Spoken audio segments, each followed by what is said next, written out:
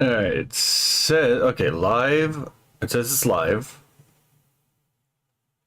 Okay, so YouTube is kicking up. Okay, so YouTube is up. Now let's check the kick. Oh, wait a minute, hold on. Well, I mean, I guess we're leering today, technically, right? Okay, so yeah, we're leering today. Okay, so all of that is correct. What happens if I hit this? Let's make sure that this thing is functioning properly. Well, fuck, it's broken again. Every goddamn time. Okay, where did I put it? Here it is. Okay, why is this not going through? It's set to public, that's okay. Hold on, does it read if I send it the other way? It does not seem to read if I send it the other way. That's fucking annoying. Hold on, now I gotta fix this on Pro Chat apparently, again. Not entirely sure why I have to do this every fucking time I log on. Hold on. I have to edit something, just give me a bit.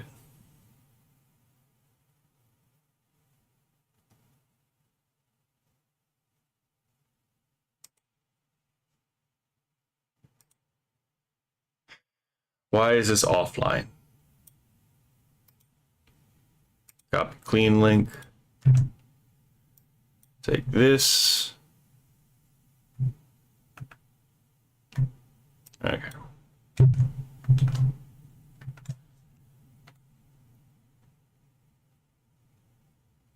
Nope, still not on. So I'm gonna have to fucking redo this. Every fucking time. Okay, now it's live. Now it's reading. I shouldn't have to do this literally every goddamn time I open this up. I don't know who this is, but I didn't realize that was open. I forgot to turn that off. I know who's blowing up my phone. Hello, Kionella, right? So I just had to fix the fact that, oh, and you're not showing up on Pro Chat at the moment for some reason. Yeah, so long story short, Pro Chat wasn't, let me check now. Okay, so okay. Hopefully that'll tell me if someone is on YouTube, because for some reason it was saying YouTube wasn't being read. And I'm like, I have this thing for one task, and every time I launch it, it fails to recognize at least one thing, right?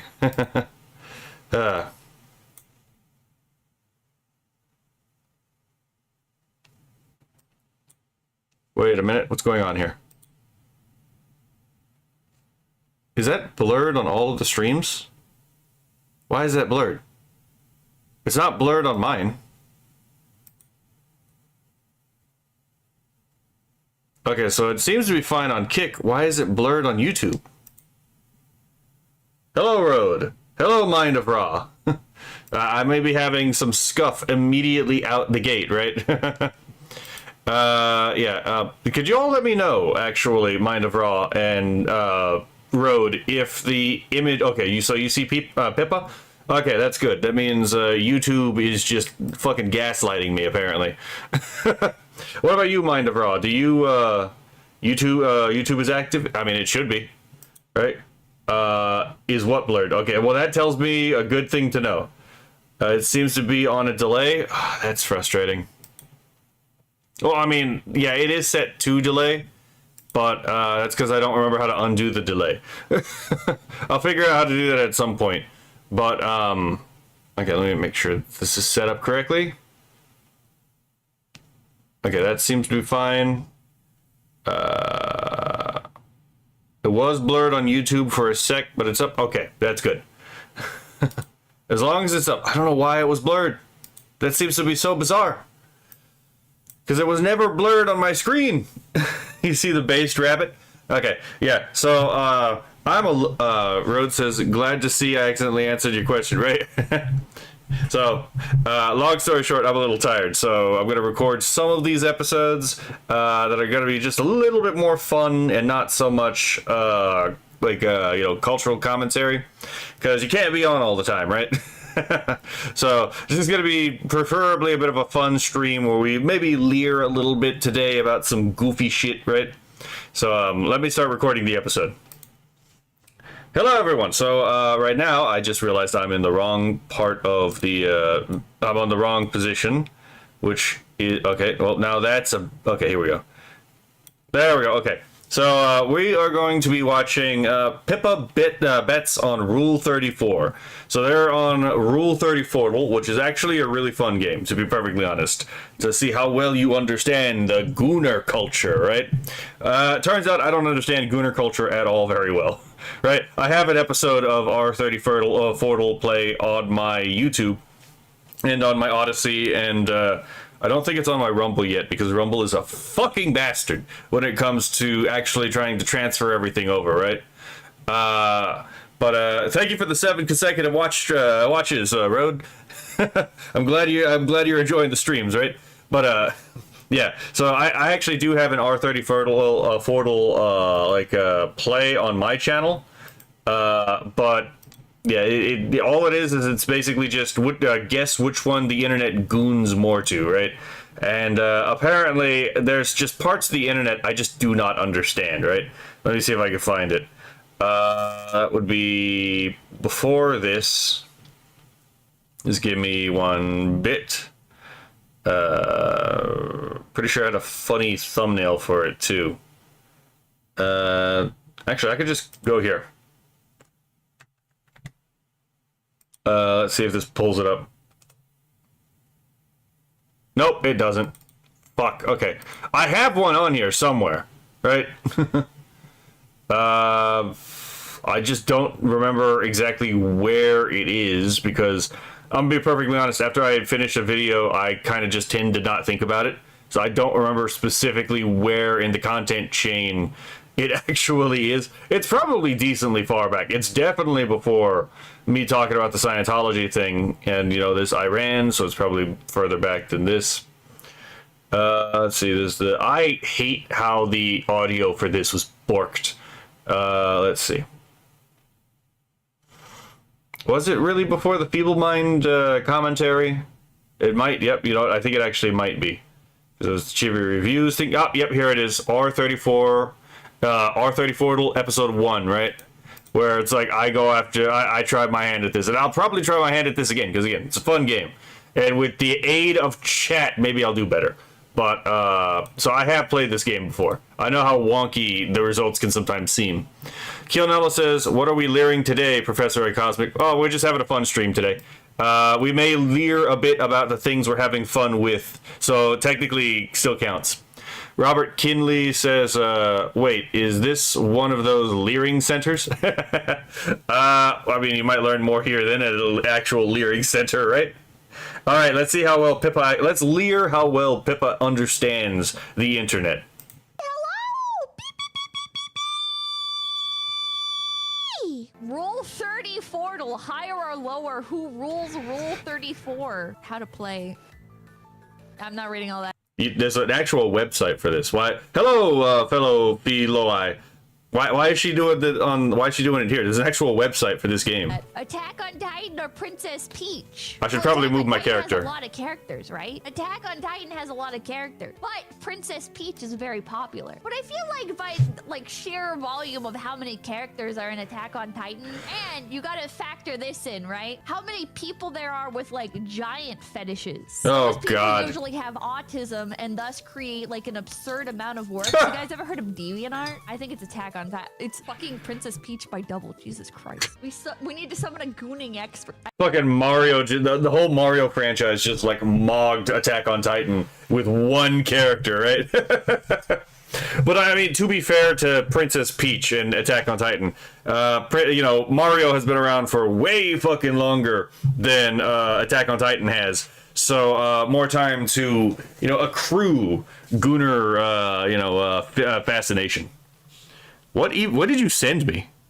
Oh, it's a sheep. Oh, that's really cute. expert for this. It's Dawn. It literally, yeah, there's no way it would Yeah, it's Dawn. There's no way it wouldn't be Dawn. Boruto versus Dawn. Dawn versus Mega Man. This is fucked up. This is a fucked up one, but it's gotta be Dawn, right? How many Shotacons are there? It's gotta be Dawn. What? Bodied, mollywopped, hornswoggled even, right? Yeah, I couldn't answer this either. Like, I would have totally gotten this one wrong, to be proper. Imagine if it was a Sonic character. Yeah, you know what? Fair enough, right? That would have been an immediate mog as well. Who the hell's jacking up the Mega Man, bro? Ralsei, this is like an underkill. Deltarune. This is a Deltarune character. There's no way. Deltarune fans You don't. Never mind, they do goon a lot apparently. I was about to say, don't doubt the power of the Undertale Deltarune fandom, right? These people are freaks. These people are degenerates. These people are fucking bizarre. Goon, you say, in this economy? Right, fair enough, right? SpartanBot says, a little late, I am, party, let's... No, I don't know why I'm typing Yoda speak. No, fair enough, right? As long as it's funny. No, thank you. That was not a gooner. Kafka from Honkai Star Rail. Gooner. All goon. All go. What? More people jack off to a goat! This is like one of the most popular... Again, you underestimate the power of the goon in Deltarune, apparently, right? It's bizarre, right? I personally don't get it. But my god, man, these people are freaks. But also, that Chinese game debuff, I don't know what it is, but the Chinese games seem to get a debuff. They're like gotcha games of all time, bro! Mega Man existed before Dawn. You know what? That's actually a good point I didn't think about. But the exact same thing that I said with Princess Peach, right? It's not that surprising that Princess Peach mogged all of Attack on Titan. Because, one, she's been around for way longer. That's actually a really good point you bring up. Like, again, Mega Man has existed for way longer than Dawn has, right? So, you know what? Good point, right? It's just time kind of provided the victory for this. How are more people jacking off to the goat, bro? That's what that reminds me of. Skyla. I would have assumed that Pippa would have known the depths of depravity of the My Little Pony fandom. I'm pretty sure she's talked about this beforehand, right? Don't underestimate the furries. I mean, fair, right? I mean, like, the Deltarune character that they were just talking about, yeah, sure, that's a furry. It's like...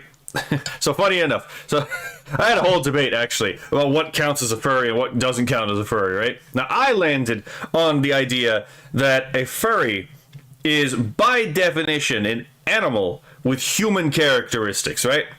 Therefore, if it's a human with animal characteristics, so we're talking about like the essential core, right? Then it's not a furry by definition. No matter how many accidental traits you pile onto it, if it's essentially an animal, essentially human with the traits of an animal, it's still not a furry. Right? That's my position, right? I took a bit more of an Aristotelian approach to this. In order for it to be a furry, it has to be essentially an animal with added on human characteristics. But, you know, that's just me. Let's see. Robert Kinley says, how can I send super chats? Damn it. I have no idea. I don't know if those are enabled on YouTube yet. I know they're enabled basically on Twitch now. But I still need to work to get the monetization thing up on YouTube. There's something that apparently I've not yet cleared, but I don't know what the fuck it is. SpartanBot says brony powered. That one is yes. Ginala says despite the bronies say My Little Pony is still furry. It depends on how you define it, right? It's not even close. It's not even fucking close, bro. But that being said, it's gotta be Nami, right? One Piece is like the most popular anime right now. All right, so I'm gonna be real with you, Chief. I actually think I think Morrigan takes this. One, again, been around longer, so more time for the Gooner fixation. Second of all, well, I mean, to be fair, also One Piece kind of just exploded around the world, so I don't know how that does the metrics. But that's going to be my guess. Let's see if I'm correct or if I'm going to get made a fool of. It's got to be Nami. Yeah, holy shit. Never mind. I wasn't just wrong. I couldn't have possibly been more wrong. F-Claws? What? Fallout. It's gotta be Robin, right? Fallout. Deathclaw. You guys think it's the Deathclaws from Fallout? Bro, it's Fallout 100% by a large margin. Literally an entire franchise versus one person. I'm giving it to the entire franchise. Pull up the numbers, chat! Chat, look this up! Confirm for me! There's no fucking way, dude! Fucking Fallout. Oh, shit. Okay, fair enough. Hold on. There we go. 17,000. Vault Girls 2,309. She pulled up specific characters. Not that I think this is going to help you, Pippo, because you forget that there's going to be some overlap between characters in a lot of this stuff. But, What are Deathclaws at? Deathclaws are 5,955! There's 5,955 images of fucking Deathclaws! I'm going to be perfectly honest. Never played Fallout, so I have no idea what a Deathclaw is. Literally, Bowser versus Fox McCloud. It has to be Bowser. Hold on. Robert Kinley says, wait, so if I have a crush on BoJack Horseman, what does that make me? I'm more attracted to his depression, though, lol JK. Also, Hank Hill is the best anime character. Fair enough, right? Well, I mean... I mean, I guess it depends on whether or not BoJack Horseman is a human being or an animal in essence, right? It's the whole thing with SWAT cats, right? Are they really just humans with cat characteristics, or are they cats with human characteristics? These are the things that keep the philosophers in the Gooner Zone up at night, right? That okay. That and whether or not Fuda is gay. Never mind. I guess a lot of people want to fuck Fox McCloud. Never mind. The furries. It's obvious. You underestimate the power of the furries, but yes, right here, I definitely say it's almost certainly Isabel. Isabel. Yeah.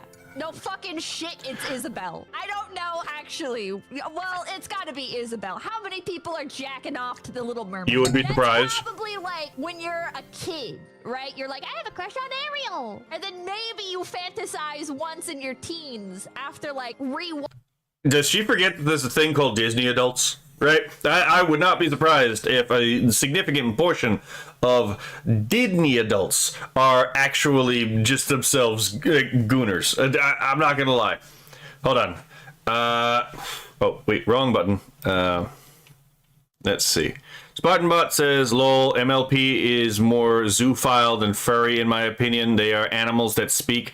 I would agree with that assessment, right? There's a certain point, again, like, in order to be a furry, it has to be an animal with human physical characteristics, right? There's not exactly any human physical characteristics of, a My Little Pony character. Except for maybe that one where they all got turned into, like, girls for some reason. And I've never seen that one. I've seen a little bit of My Little Pony Friendship as Magic, a little bit of the 80s series, never actually seen Equestria Girls. So it's like, I have no fucking idea of the context behind that. Road says, look up Deathclaw real quick, please. Okay, hold on. Let me look it up on the side. Deathclaws are 20-foot tall scaled death machines. Oh my god. Okay, yeah, this is gonna be one of those times where it's like the internet is full of freaks, isn't it? Okay, let me look this up. Okay, let me catch up with the chat. Let's see. Robert Kinley says, if he is a man, that just makes me homosexual. Hello, Kura. We're watching Pippa play R30 Portal, which is the game I have played on stream and have a recording of.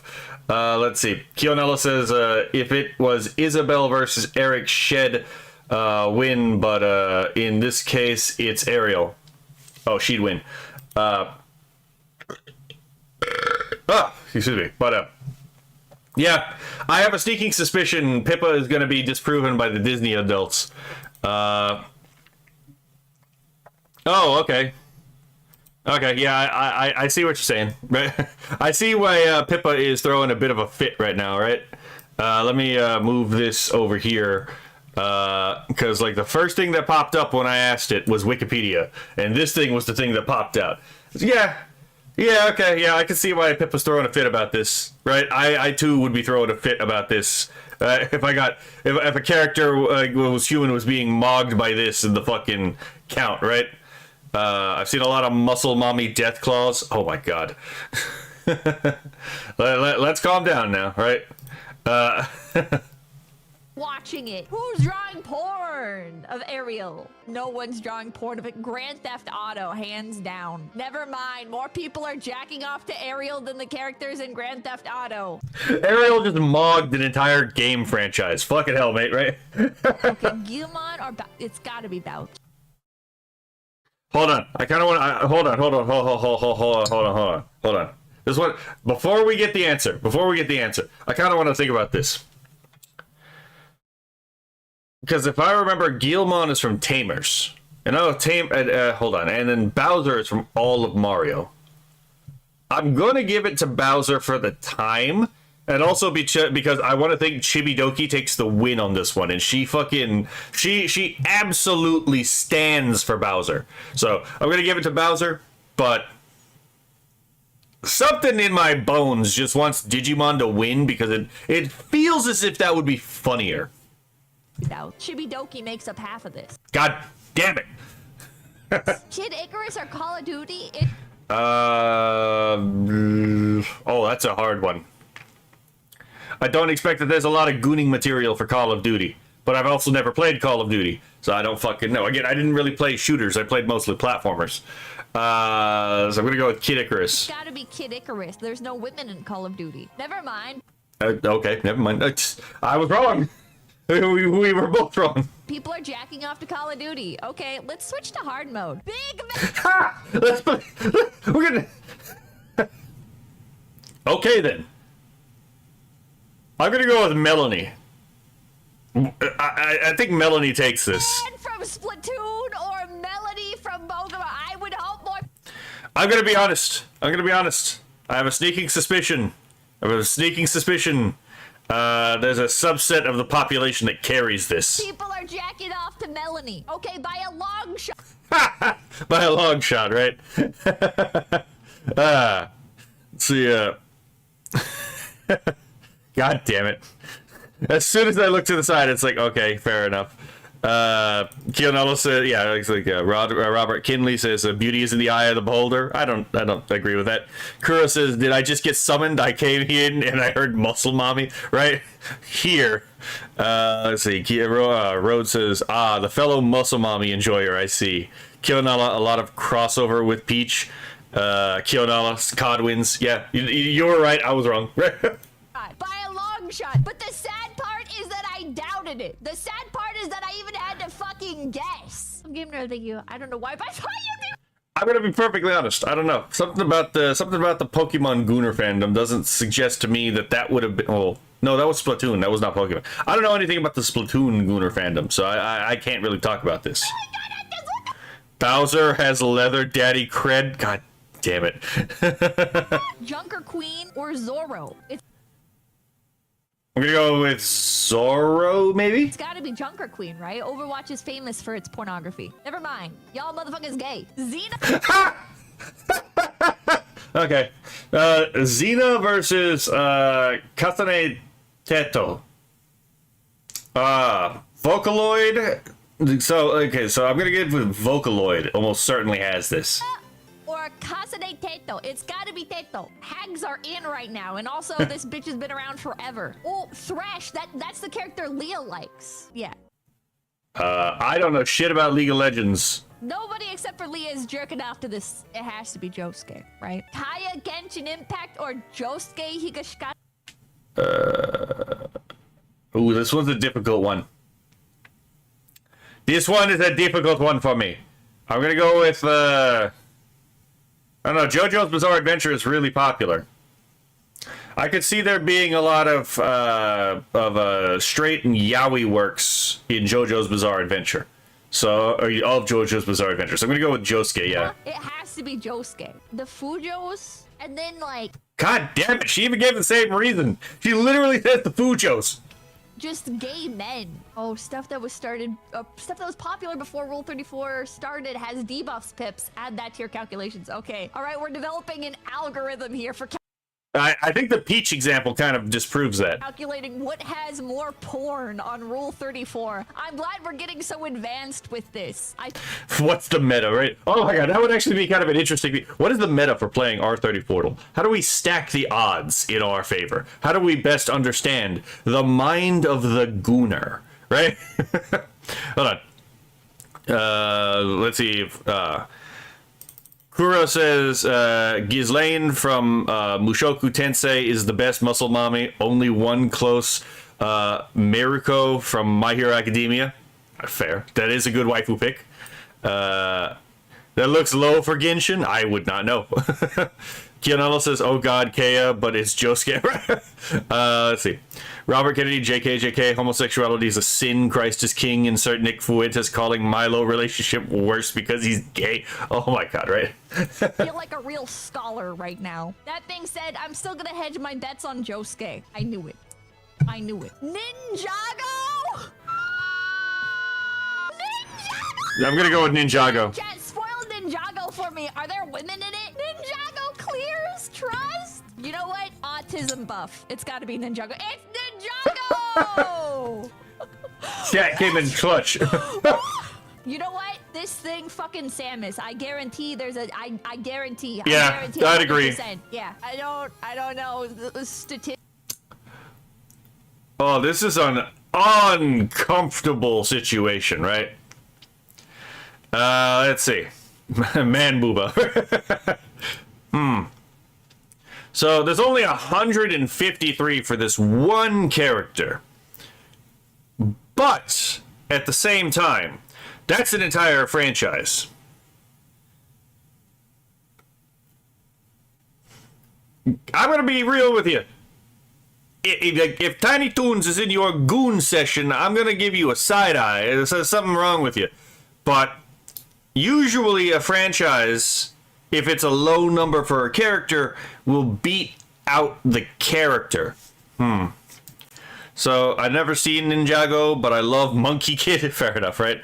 So, and I hate to say this, but there's less than 200 for New 13. I have a sneaking suspicion a show with an entire cast of characters is going to take it. Statistically, it's likely It's to always be above Toons. 100, I feel like. Like, just based on how abnormally low 157 is, Tiny Toon Adventures has to be above it. I didn't expect it to be by that much. Holy shit. Holy shit, bro. Why is Tiny Toon Adventures so fucking high? All right. Project Melody or Sanji. You know what? VTuber debuff. I'm just going to say it now, right? Wait, Tiny Toons? It's Looney Tunes, trust. Wait, Tiny Toons? Yeah. I think Road just caught up with the situation. Yeah, it wasn't Looney Tunes we were asking about. It was Tiny Toons specifically. But yeah, that didn't exactly surprise me either. Well, yeah. The VTuber debuff is real. Trust me on this shit. So if it's between Project Melody, who, let's be fair, her model is a real cutie, and she did do the Chatterbait stuff, but the Chatterbait stuff is not going to be on R34, so, you know, that is one of the debuffs she gets for this game, because we're talking about, you know, on the green site, then it has to be Vinsmoke Sanji. Fucking absolutely has to be. Let's see. Kuro says, this is an awkward one. If Tiny Toons wins, we're gonna need more wood chippers. Get the chippy. What the frick? Why? Because the gooners know no bounds. Or at least, you know, there are gooners which know no bounds, right? I mean, cartoons are cartoons, but again, I'm gonna side-eye anyone who, again, has that in their list of goon material. I'm gonna put my vote behind Melody as a show of support for VTubers. All right. You immediately regretted that one, and I called exactly why. VTuber debuff. The VTuber community does not get the goon attention that people say it does, right?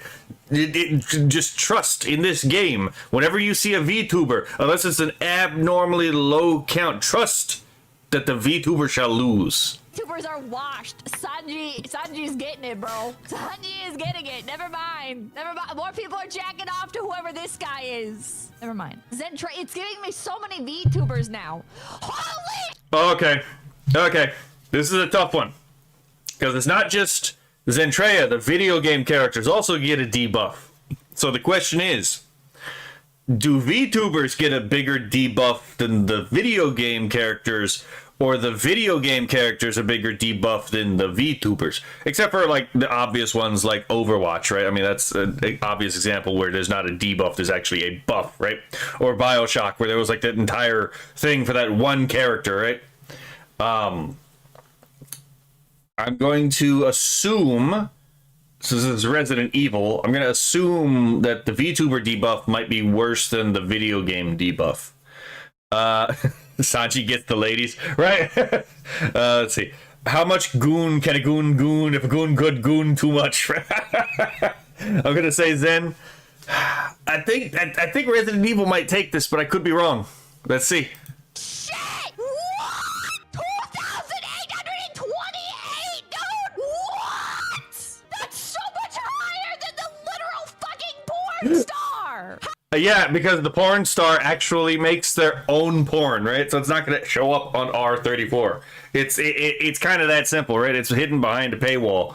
And R34 as a website will actually take down content if it's copyright claimed. But anyway, so that's actually not that surprising. Let's see. Rode says, well, I gotta go have fun. Thanks for the stream. No problem, Rode. You have a lovely day. Spartanbot says Excella. Kuro says Zen. Kionella says I have no idea of either. Zen is actually a really fun VTuber. So if you get the opportunity. Treya beating out a porn star on Rule 34, dude! What? Napoleon Bonaparte, dude, not the cookie. It's the cookie. More people are jacking off to the cookie. Kick, finger, or it's gotta be Shrek. Shrek wins on meme. Never mind. Shrek is not love. Shrek is not life.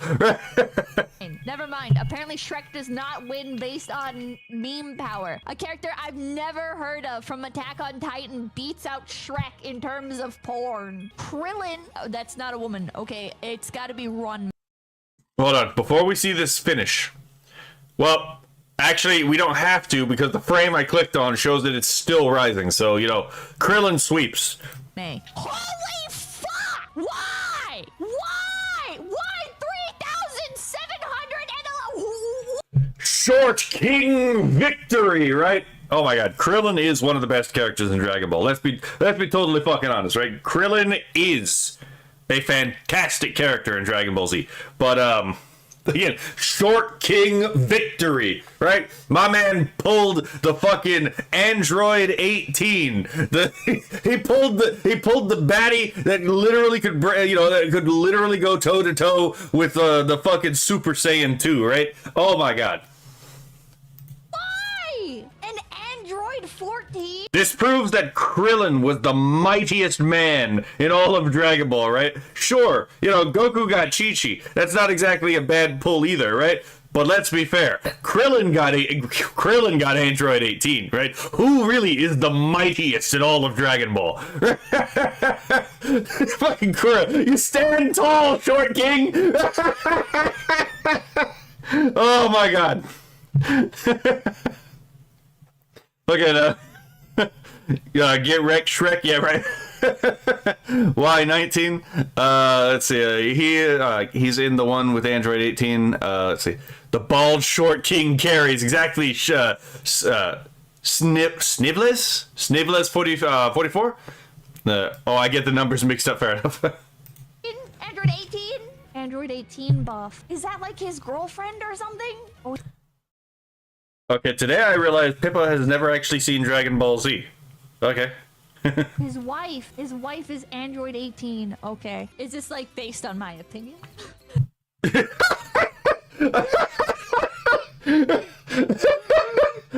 Okay, so I'm taking it right now from that statement that Pippa has a bit of a preference for one of these over the other. I'm just saying, right?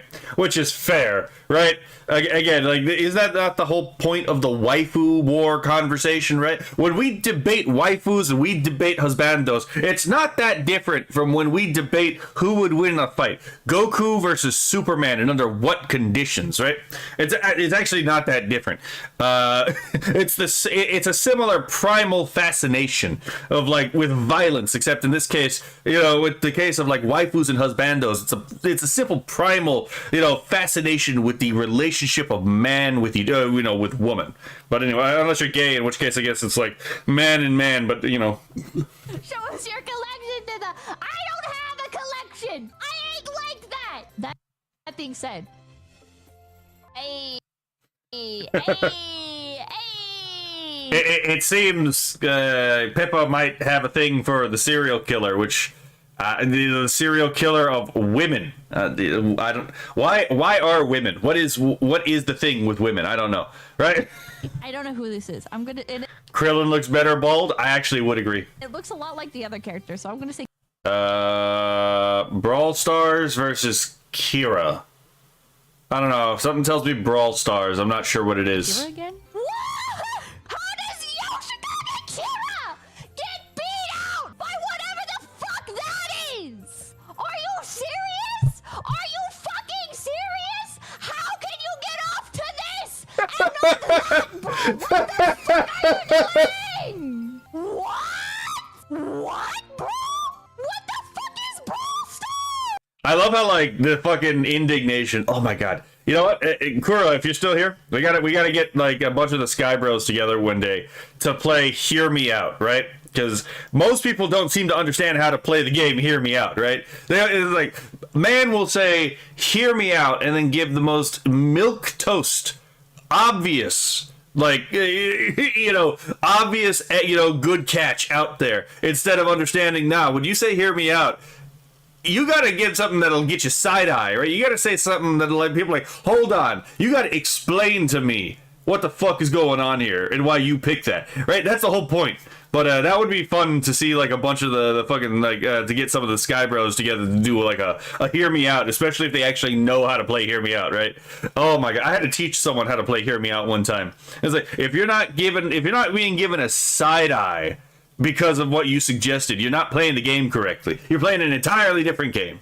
Oh, my God. Kira got mogged by a cute girl. And exactly, that is the truth of the matter right here, right? Fuck. Shadow versus Overwatch. Not Shadow, but fucking Sonic versus Overwatch. Ooh, this one's hard. This one's difficult. Something tells me Overwatch. I don't know, man. It could go either way. It really could. I don't know. Not Bastion, because robot. That doesn't stop people. When do you think that has ever stopped someone from fucking something? I mean, I mean, the Nier Automata. I guarantee you, Nier Automata has a decent ranking on the green site. Let's be fair. When do you think being a robot has ever made anyone even second guess putting their dick in it? Wave? She has Swallow in her name. True, she does have Swallow in her name. I give up. I give up. I fuck. Oh, I got fucking mugged. It looks like it wasn't even close. Oh my God. I fucking give up, chat. So it seems that I love how they fucking like make that like between the end of the clip and then the ending sequence. I love how they make it like slightly longer every fucking episode, every fucking video. But yeah, it turns out Pippa didn't do that much better than I did, if at all, right?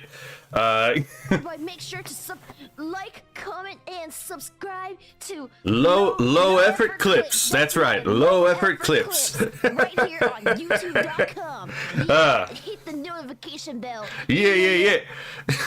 Never doubt Sonic Gooners. Those Overwatch Gooners are also, pretty hard to dismiss, right?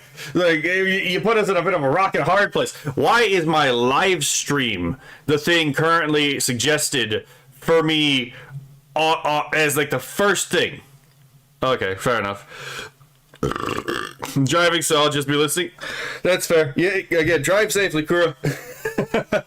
So that was us seeing how well Pippa knows the Gooner community, provided by Low Effort Clips. I've always enjoyed Low Effort Clips as again, ability to clip the funniest shit from the Phase Connect cast of characters. So On the very off chance that you know who I am, but you don't know who Low Effort Clips is, I'd suggest giving them a check out, because Low Effort Clips is a really, again, has a bunch of really funny clips. And oh my god, since we're just doing fun shit right now, hold on. Let me end this episode before I forget to end the episode. So, if you're watching on YouTube, I'll see you in the next video. I hope you enjoyed this. Bye. Okay, so the recording is over. So I keep linking this to people, so I might as well, since we're on this thing right now, I might as well just pull up another instance of really funny clips of a VTuber, right? I should at some point do a reaction to clips that made X, Y, or Z famous, because those are usually pretty funny. It does seem like some of the people in my chat don't know some of the other VTubers that I know very well, so that would be pretty fun. But I'm going to show you a.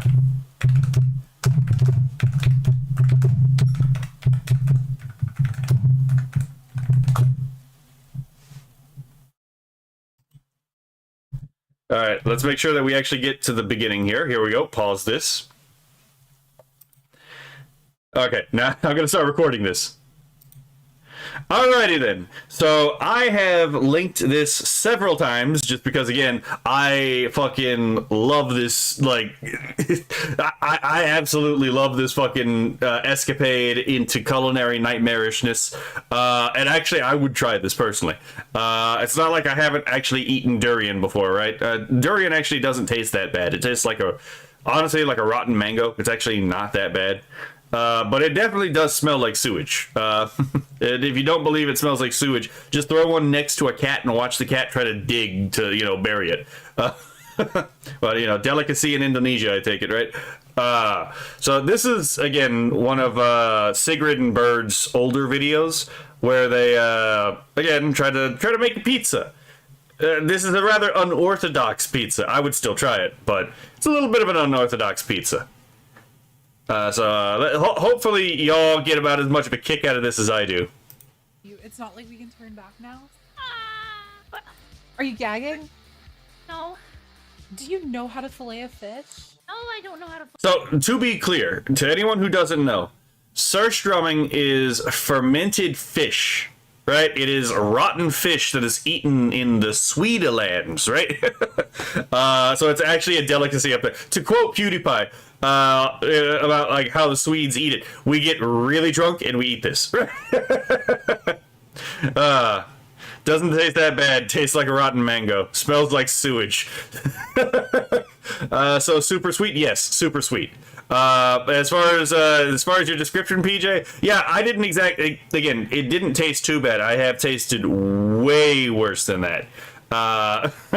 But again. To each their own. If you don't want to try durian, you don't have to, right? I also want to try a century egg at some point, right? And century eggs are notorious for being really sweet, but also smelling really foul. And I would also try surströmming, although to be fair, apparently surströmming tastes pretty bad too, right? It doesn't just smell bad, apparently it tastes bad. But, for the meme, I would try surströmming. I think the one thing that I wouldn't try is like the one chip challenge, because it's like I grew up in a Hispanic family, right? Like I grew up in a Tejano family. We have, again, peppers here that are spicy. But my main issue is I don't really care for spicy food because people overspice their food, right? It's like, look, if I'm eating something and then the only thing I can taste is the capsaicin of the pepper, what the fuck is the point of me eating the chicken or the rice or anything else in here that you actually cooked with it, right? I could just eat the fucking pepper. I can't taste anything else. So that's my thing. It's like, as much as I've seen people complain about like English cuisine, it's like, well, at least these people have the discipline to be able to eat things on their own at times, like the Japanese, right? Where it's like oftentimes you'll have everything separate and you can eat and enjoy everything individually from each other, right? Or you could, again, at other times eat something that's put together like a taco, right? There's nothing wrong with eating something that's a bunch of stuff put together in a dish like a curry, but there's also nothing wrong with eating just fucking something on its own, completely untouched by the culinary degeneracy of man, right? And if you wonder why certain cultures have their foods separate versus mixed together, it has a lot to do with like the taste of the natural stuff and where they develop. If your food is actually already naturally, tastes good, something that you can actually stomach, there's not really a need to develop a culture where you mix everything together. When you find things like from cultures that mix everything together, oftentimes it's because those culinary palates were developed in places where the food isn't really all that good, so you have to mix and match everything in order to make the food good. So there's my little rant about like the anthropology of food, I guess, right? But yes, like sometimes I just enjoy being able to pull a slice of bread out of the bread and then just like eat just bread on its own. And sometimes I just like to eat egg on its own, right? And then sometimes let's mix it all together to make. Let's mix a bunch of stuff together to get some tacos, right? Let's get some carne asada. Let's get some cheese. Let's get some fucking potatoes, and let's make something out of this, right? Oh my god, sorry. Like my favorite spicy dish, because it's not really that spicy. It's spicy enough that you can taste the spice, and you can still taste everything else, right? It's a jalapeno popper. I like jalapeno poppers, but again, like a jalapeno is not that spicy. You take a bite out of it, and you can still taste everything else. But like you get some other stuff that's like significantly spicier, and it's like, again, what the fuck is the point of me eating anything else if the only thing I'm gonna taste is this damn pepper, right? Sorry, I have a lot of opinions on spicy food. I've always been more of a savory meat enjoyer. I love the taste of animal flesh. Sorry. Kianalo says I don't like fish in general. That's fair. I'd never eat an unmashed bread. Fair. Chicken Tender says, so is it to the point where mayo has become spice for you? That question doesn't make sense to me. Is mayo not by definition a sauce? I think also, hello, hope all is going well. It is, Chicken Tender. It is going quite well. I think you're talking about the Middle Eastern food. There's a lot of different places that mix food together, but the reason that they developed the habit of mixing food together is because the food from where that culinary tradition came from is not good on its own, so it has to be mixed together so that, again, it's easier to eat more and, sustain yourself. Spartanbot says, lol, I thought he was veiled dunking on the Brits. No, actually I'm not. Right? There's actually nothing all that wrong with British food. In fact, again, like as I said, I coming from a Hispanic household, I've seen the Brits get the piss taken out of them because, again, like they're able to eat things individually from each other, right? Like you can have things separate. You can just enjoy a slice of fucking bread, right? But it's like the Japanese do the exact same thing, right? The Japanese literally do the exact same thing. And there's nothing wrong with that. In fact, actually, there might be something wrong with a person if they can't just, again, enjoy something on its own and everything has to be mixed together. There might be a lack of culinary discipline in that person who can't do that, right? There also might be a little bit of like a little bit of a culinary snobbery if you can't mix things together and enjoy it as well, right? There's a bit of a balance, a middle way you can have between these two positions. The all or nothing position is kind of retarded, right? PJ says, I love salty and savory, umami, meaty food. Not a fan of sweet food in pure sweet, but sweet taste can work well combined. Example, honey and chili beef. Oh, that sounds good. I'm going to have to try that. Chicken Tender says, the meme of mayo is considered spicy for white people, and they can't handle anything spicier than that. Well... well, I am one of the Schrodinger's whites, right? If I agree with a leftist, I'm brown, but if I disagree with a leftist, hey, get back in the box, whitey. Let's see. Let's see. God damn it. Some people think mayo is spicy. That is a bizarre situation. I could not imagine that. It's like Kianala says, I like savory over sweet too. Mayo and mustard mixes. Yeah, when I was young, I preferred sweet food. Obviously, I think we all did, right? But as I grew older, like the sweet, savory, umami taste became my favorite taste. To be perfectly honest, I love the taste of meat. If I ever got alpha gal syndrome, I would crash out harder than people would expect. I would fucking lose my mind. Right? That would be a war crime. PJ says, I always choose salty over sweet popcorn, for example, but you can actually mix them together. Yeah, salty and sweet, right? Sweet and savory also works as well, right? Anyway, we've been talking a lot about food, and we haven't actually gotten to the part where they actually cook the food, right? This feels like a snuff film. Back when I actually had the opportunity, right? Back when I had the time, I used to watch these two all the time, right? They're still really good, like, streamers. They don't use these models anymore. They have a different model. And actually, to be fair, I actually prefer these models, but their new models aren't bad either. They're just different than what I was used to. They're actually quite intelligent. They lack a little bit of common sense, but they're actually really smart. It's durian and surströmming and 9 different kinds of expensive cheese. So let's go back to read this, right? Again, because like, I am a bit of the I want to read everything. So there, as I said right there at the very top, what they have on the bottom: surströmming, Swedish for sour herring, is lightly salted fermented Baltic Sea herring, traditional to Swedish cuisine since at least the 16th century. So yeah, again, as PewDiePie said, we get really drunk and then we eat this. Let's see. Kianala says, oh, wait, we already said that. PJ says, nope. Okay, we read that. Kianala, here we go. Ever had pancakes with sausage? It's good. It is. It is really good. Spartanbot said, kettle corn is better than cheese popcorn. Fight me. I don't think I've ever had cheese popcorn. Are you gonna cry? No, I'm not gonna cry. Are you ready to cook? Are you ready to cook, baby bird? I'm ready to cook. Are you ready to cook? I'm ready. Are you ready to cook? Me, I'm gonna cook. Yeah. I'm cooking time. Cooking time. That's horrible. So, It's good. Doric is asking, do you have a way to get rid of odors? I would suggest if you are going to try... Hello, Captain Rudy. Oh, Kira's said something. I'm weird, but I like mixing ranch and hot brown mustard, sometimes wasabi, and dip my chicken in it. Hottest I go is ghost peppers. See, again, I can eat a ghost pepper, but I don't care for ghost peppers because, again, it's that thing of, like, it overpowers all the other things. It's like, why would I eat this? Like, if I was going to eat a ghost pepper, I might as well eat it on its own, right? But again, it's not really a spicy thing. Is like it did too much pain as much as it is like if I can't taste anything, it ruins the whole dish. But let's see. So Rudy, you're about to witness a culinary catastrophe, right? So where the fuck was I? Oh yeah. I mean, you were... If you're gonna open a surströmming thing, because again it's fermented fish, right? There's all kinds of gases building up in there. If you do want to try surströmming, you're gonna probably get it into a can, and I would suggest opening it up outside. Just trust me on this one. You're fairly odorous yourself. No, don't think about the odors and they don't happen. Yes, it does smell like death. It also has a bunch of hydrogen sulfide, so it smells like... Oh, that's fart. Yeah, it also smells like farts. You have measuring cups? I have these.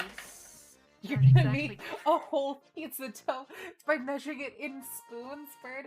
Okay, that's This is- probably... Yeah, you can tell about how well this is gonna go. Cup. You need a full recipe? I don't know how much sugar to put in. I'm gonna What say does it that's some say? sugar. Wait, bird, a quarter teaspoon. Wait, did you get modded? What happened? It doesn't say anything about you getting auto modded on my spot, like on my end. That what?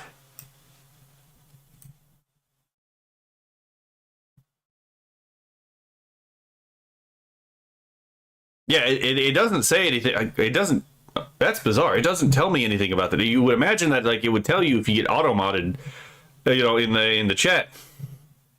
Let's see. Get says I like caramel popcorn, but I can't stand chocolate popcorn. But I'll always go for cheese popcorn. But I've never had cheese popcorn. But I'll settle for basic butter. Chicken Tender says it's because you're too spicy for auto mod Rudy. Apparently so. Okay, well I put more than that. Okay, we're just gonna go for it. Yeah, they're winging Does that this. look like a teaspoon to you? Are you hoping to make something that's edible after all of this? Yeah. Just continue. It's not like we can turn back now. Let me pull a little print. Have you ever heard of Ed's Special Reserve Hot Sauce? I have not. Q-Pie mayo plus Kansas City style barbecue sauce equals great dipping sauce for sausage rolls. Thanks, Aussie recipe site I found when drunk. Okay, fair enough. Okay. All right. This water's really heavy. Yeah, water's heavy. Don't dump it. Don't dump it. Dump it. It'll be a lot easier. Ah. Do you- Oh shit, I'll fill in. But you're gonna need a second scoop, remember? So Why do I need the second? it's 2-to-1 for flour and water. You're giving anxiety from watching this pizza being made. Trust that she's probably doing better than I could. Just grab life by the horns. bottle it in a bowl and thicken it up, okay? Okay, so Bird, wet your gloves. With what? Water? Just a little bit. Just a little water. Just start mushing it. Whoa! This feels so weird. Oh, it's coming apart. Get the Okay. spoon out. Oh, what the hell? Is this supposed to be like this? Oh, good. It's bothering me that she's using black gloves because oh my god, it bothers me when I see people cooking with gloves like this. Yes. I think I remembered working with rice. I think with dough you're supposed to flour your hands a little bit. So you lied to me. I wouldn't call it lying, Bird. I think I misremembered. I don't know how I'm supposed to get flour on my hands now. Don't just like paw at it like you're a cat. You fucking moron. Make it into a ball. There's nothing about this that sticks to that damn ball. You have a ball. But now I don't, as soon as I touch it again. Okay, you can do this. See? Look at you. You're so powerful. I'm melding with it. I'm morphing into it. Become one with the dough Make as you their need gloves it, and right? dip your hands in the flour.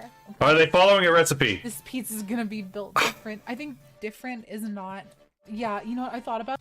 To answer your question, allegedly. Right? It's a little too wet? Yeah, I'm aware. Check your DMs on Discord. Will do. Let's go with different. The bottom is probably still really wet, so try and scoop it off and flip it over. Use the spoon, you fuck. Yeah, look at this. See? You beat the shit out of it. Really, really give it to it. Ah!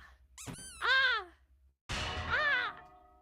Ah! Okay, Ah, you're like good. You're that? good. Okay, so put that in the fridge. And then I'm done with it, and then we can move on to the strumming. I worry a little bit. I'm a little bit afraid that she might die horrifically. These moments where she can't hear me are so terrifying. Wait. That's what you got auto-modded for.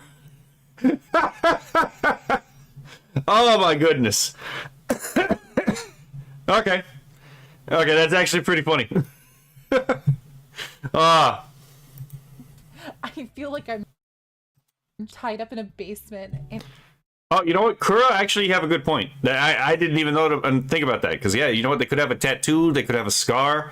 That did not cross my mind. I usually just think about the fact that, like, the ability to feel what it is that you're actually dealing with is actually really important in cooking, right? Let's see. PJ says, is that the pizza song from the Spider-Man game?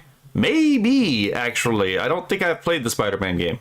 my torture is going off to get weapons. Okay, I'm taking the glasses off. I'm taking that, get rid of the hat, because I don't want to encourage her to cook. I heard you're making poison. We're making poison. Hey, well, Speaking of poison, right? Speaking of poison, there was a stream that I was in the chat of for these two. That I was in the chat of. This was like a couple years ago, where they were talking about fumigation, and like, yeah, you can technically fumigate this stuff. They started talking about, I think they were talking about like just fumigating different chemicals for like X, Y, or Z reasons. They were talking about like using a fume hood and all that stuff, like in a controlled setting, right? And I think someone brought up fucking ricin, and like, oh yeah, you could probably do that. And I had to, I had to play the voice of reason in the chat, and be like, hey, maybe we don't fumigate again, like poisons that can kill you in nanograms, right? Maybe that is maybe that's not the thing we want to aerosolize. Maybe there are other ways to get extracts of this, and. It was a real fun. It was actually a real fun the stream, but it was just, oh my god. you ready? Are you ready? Are you ready, Bird? It's outgassing. Oh god. Oh my god. Okay, Bird, are you? Yeah. Yeah. Apparently, cream pie might be auto-modded, which is, I mean, I can understand the reason, right? But what if we're talking food? We're talking food right now, right? Well. So far it just smells like an unusually stinky fart. I bet you're not done outgassing, you little farter. No, there was just a little more out. Yeah. Why is it warm? What the hell? Why is it warm? It feels like someone peed in here. But the water's She wasn't supposed to open this up in the water. cold, but the stuff coming out of the Fumigating Fenty. can is warm, so it's like someone It's peed coming in out this water. warm. Yeah. Bird, Fully you in don't water. open it fully in the water is what chat is Oh. saying. Okay, I got it. You dropped it back in the water. People are saying it's ruined. People are saying you Why ruined is it. it ruined? What the fuck? Come on, fish. Fish are supposed to be wet. Everybody is saying you're ruining it. I can never say she isn't stinky ever again. Okay, the smell is just getting worse every. Is it becoming more farty or more corpsey? Or Are you gagging? oh, can't carry that without spilling it. I'm gonna have to remove this in small cups. You're gonna ruin the cups. Bird, it's gonna drip. It's gonna drip. Why did you do this? We need like some Half-Life scientist noises.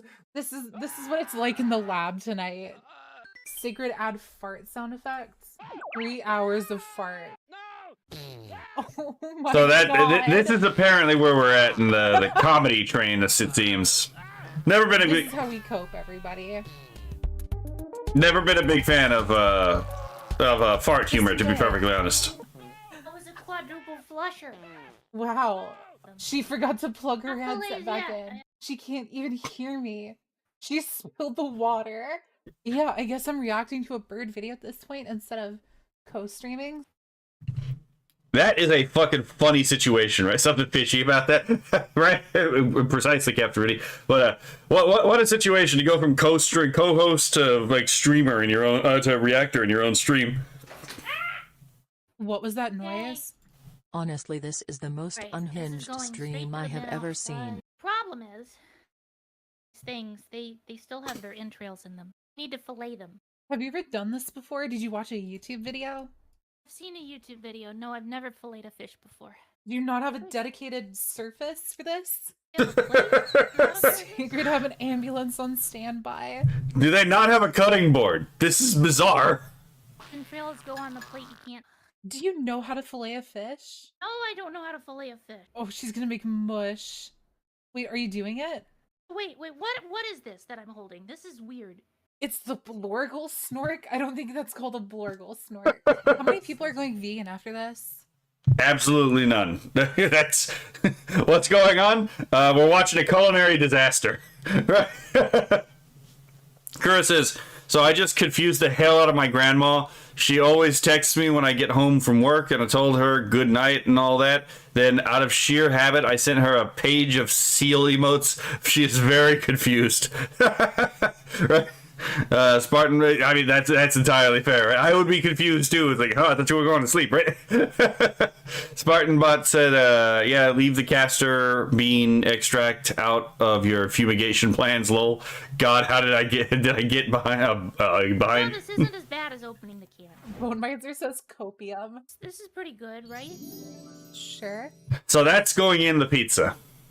That's going in the pizza. I don't understand why they had to fillet the fish for this, to be perfectly honest, instead of just putting the fish in the pizza. I'm not entirely sure. I've never eaten surstrumming before. I want to. Never gotten the chance to, but, you know, I digress. You sound like you're struggling to stay conscious. I'm not gonna lie. We're through the worst of this, except for the eating part. Hey, are y'all being safe? Nope. This is usually an event that a person would cite in a divorce court. I could see that. Because remember, it's not over. They got to put the durian in there, too, because it's durian and surstrumming with 9 different kinds of expensive cheese. Right? This is, yeah, I could see this breaking a relationship. Captain Rudy says, reminds me of a joke. A little boy is looking for a cat's toy and can't find it. He asks his mom, and she says to look in her room. A few minutes later, he comes back with her vibrating toy. Well, when she asked him what made him think that was the cat's toy, he said, because it smells like fit. Ha! You know what? Fair enough. What the fuck was that? Did she collapse? Bird, are you there? Oh, there she is. Hi, Bird. Good, you know what I forgot to do? What? I gotta get the potatoes boiling. I could be playing Dark Souls right. Guys, let's go kill Sif. Well, Bird's not looking ready to kill Sif. Yeah, they fuck around with each other all the time, to be perfectly honest. Among Us. To get the Okay. bones and organs out? I mean, fair. What? But you couldn't boil them because they were sitting on the counter.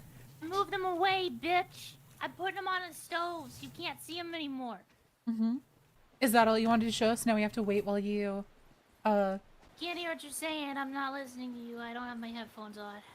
Is she taking it out on me now because she's mad? Just this whole situation? Right, I'm back. I got that heating up behind me.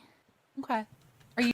Fushizi says, okay, that's fucking cursed. It's not something you cite in a divorce court. It's something you cite for justifiable manslaughter.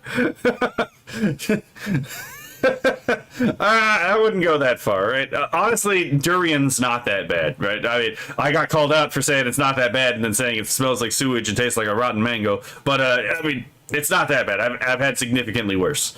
I have a sneaking suspicion surstrumming isn't that bad either, to be perfectly honest. But I haven't tried it yet, so I can't really say for certainty. I do want to try the century egg, but again, a little bit here and there, right? You mad at me, Bird? Oh, I was joking. Oh, Wait, for what it's so- worth, people thought it was hilarious. Good. Okay, hold on, just let me. I want to rewind this. Wait, For what it's so- worth, people thought it was hilarious. This is a bad sign, right? I don't know if this is like some kind of cooking wine, and I don't think you would need a cooking wine for like a pizza, but just pull out the bottle of alcohol, right? It's like, okay. I see what situation we're in right now.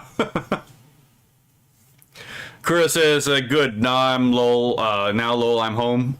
See, Chicken Tender says, glad you're home. That is funny, though, sending your grandma a bunch of seals. It is. Fushizi says, who cares about the durian? I'm talking about the fish that can evacuate a fucking apartment complex. I haven't tried it, but I would still try it, right? Funny enough, she does live in an apartment complex. I'm not entirely sure how that, I'm not entirely sure how that interplays with the rules of her lease, but, Kura says, justified season 11, case of durian and surstrumming. Good.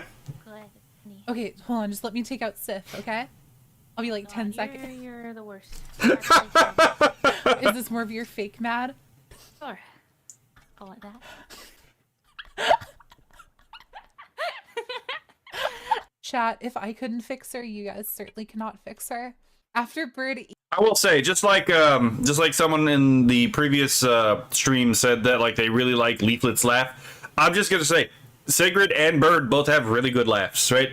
Bird's especially is really cute, to be perfectly honest. But Sigrid is, oh my god, she is such an autistic bird. And autistic in a really adorable way, to be perfectly honest. eats too much poison and rotten fish and dies, who wants to be the new Bird? Useless Who's gonna be vivisected to be the next robot, right? Or the next cyborg, it seems. says this feels like a snuff film. So, can I have your stuff if you die? I'm gonna write a will to make sure that you don't get it. Just because you Wait, asked. what the fuck? Why? I feel like Bird is going to become either deeply infirm and injured by the end of this, or very powerful. And I kind of fear either outcome, frankly. Crazy person in chat is severely judging your knife skills. I'm not good at knives, I know. I can flip a butterfly knife. Okay, so fun fact about the knives thing. Wait, are they putting Haribo gummies on that too? I don't think they are. Oftentimes they ended up getting supplies that they don't actually use, right? It's like when they tried to make Ubuntu Cola, and oh my god, when Bird got Ubuntu Cola, that might have been actually just as bad as this, because she didn't know the difference between edible and inedible oils. So she got a bunch of essential oils, thinking that they were edible oils. It's like, oh my god, Bird, they're not food grade. But yeah, no, I don't think the Haribo gummies go on this. I gotta shoot chat now. I got my butterfly knife. So wait, you're drunk and using your butterfly knife? Not drunk. See, look at that. Whoops. Are you not? I'm not drunk. Immediately fucking hits the microphone with the knife. Right? Not cutting all the way through. It's all just on the same little saucer. Now they're Also, why would you use that kind of a knife to cut like your food? gonna be mixed in the thing anyway, so why not, you know? This is so cutely inept. Alright, Bona. I mean, it is cute and inept, but I don't know if it's cutely inept. I just think that they might actually happen to be, you know, intersecting on accident here. Out the teeth. Eat it. Do it. Shut up. Stop talking. Eat it. Put in your mouth. Hey. Start chewing. Hey, Swallow. I will put it in my mouth. I haven't even put it in my mouth yet. Don't tell me to swallow. I'll tell you when to swallow. The fuck, that's actually good. Good? Oh my god, you're insane. You are a lunatic. It's like between like, oh, this tastes really good, and I just put poop in my mouth.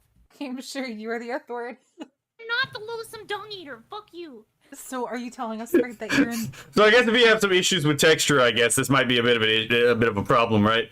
But I don't know what it is. Bird seems to have a very bizarre sense of taste, because when she made the Ubuntu Cola, And Sigrid got the chance to try it. She was like, "This is ass." Bird just like, "I thought it was really good."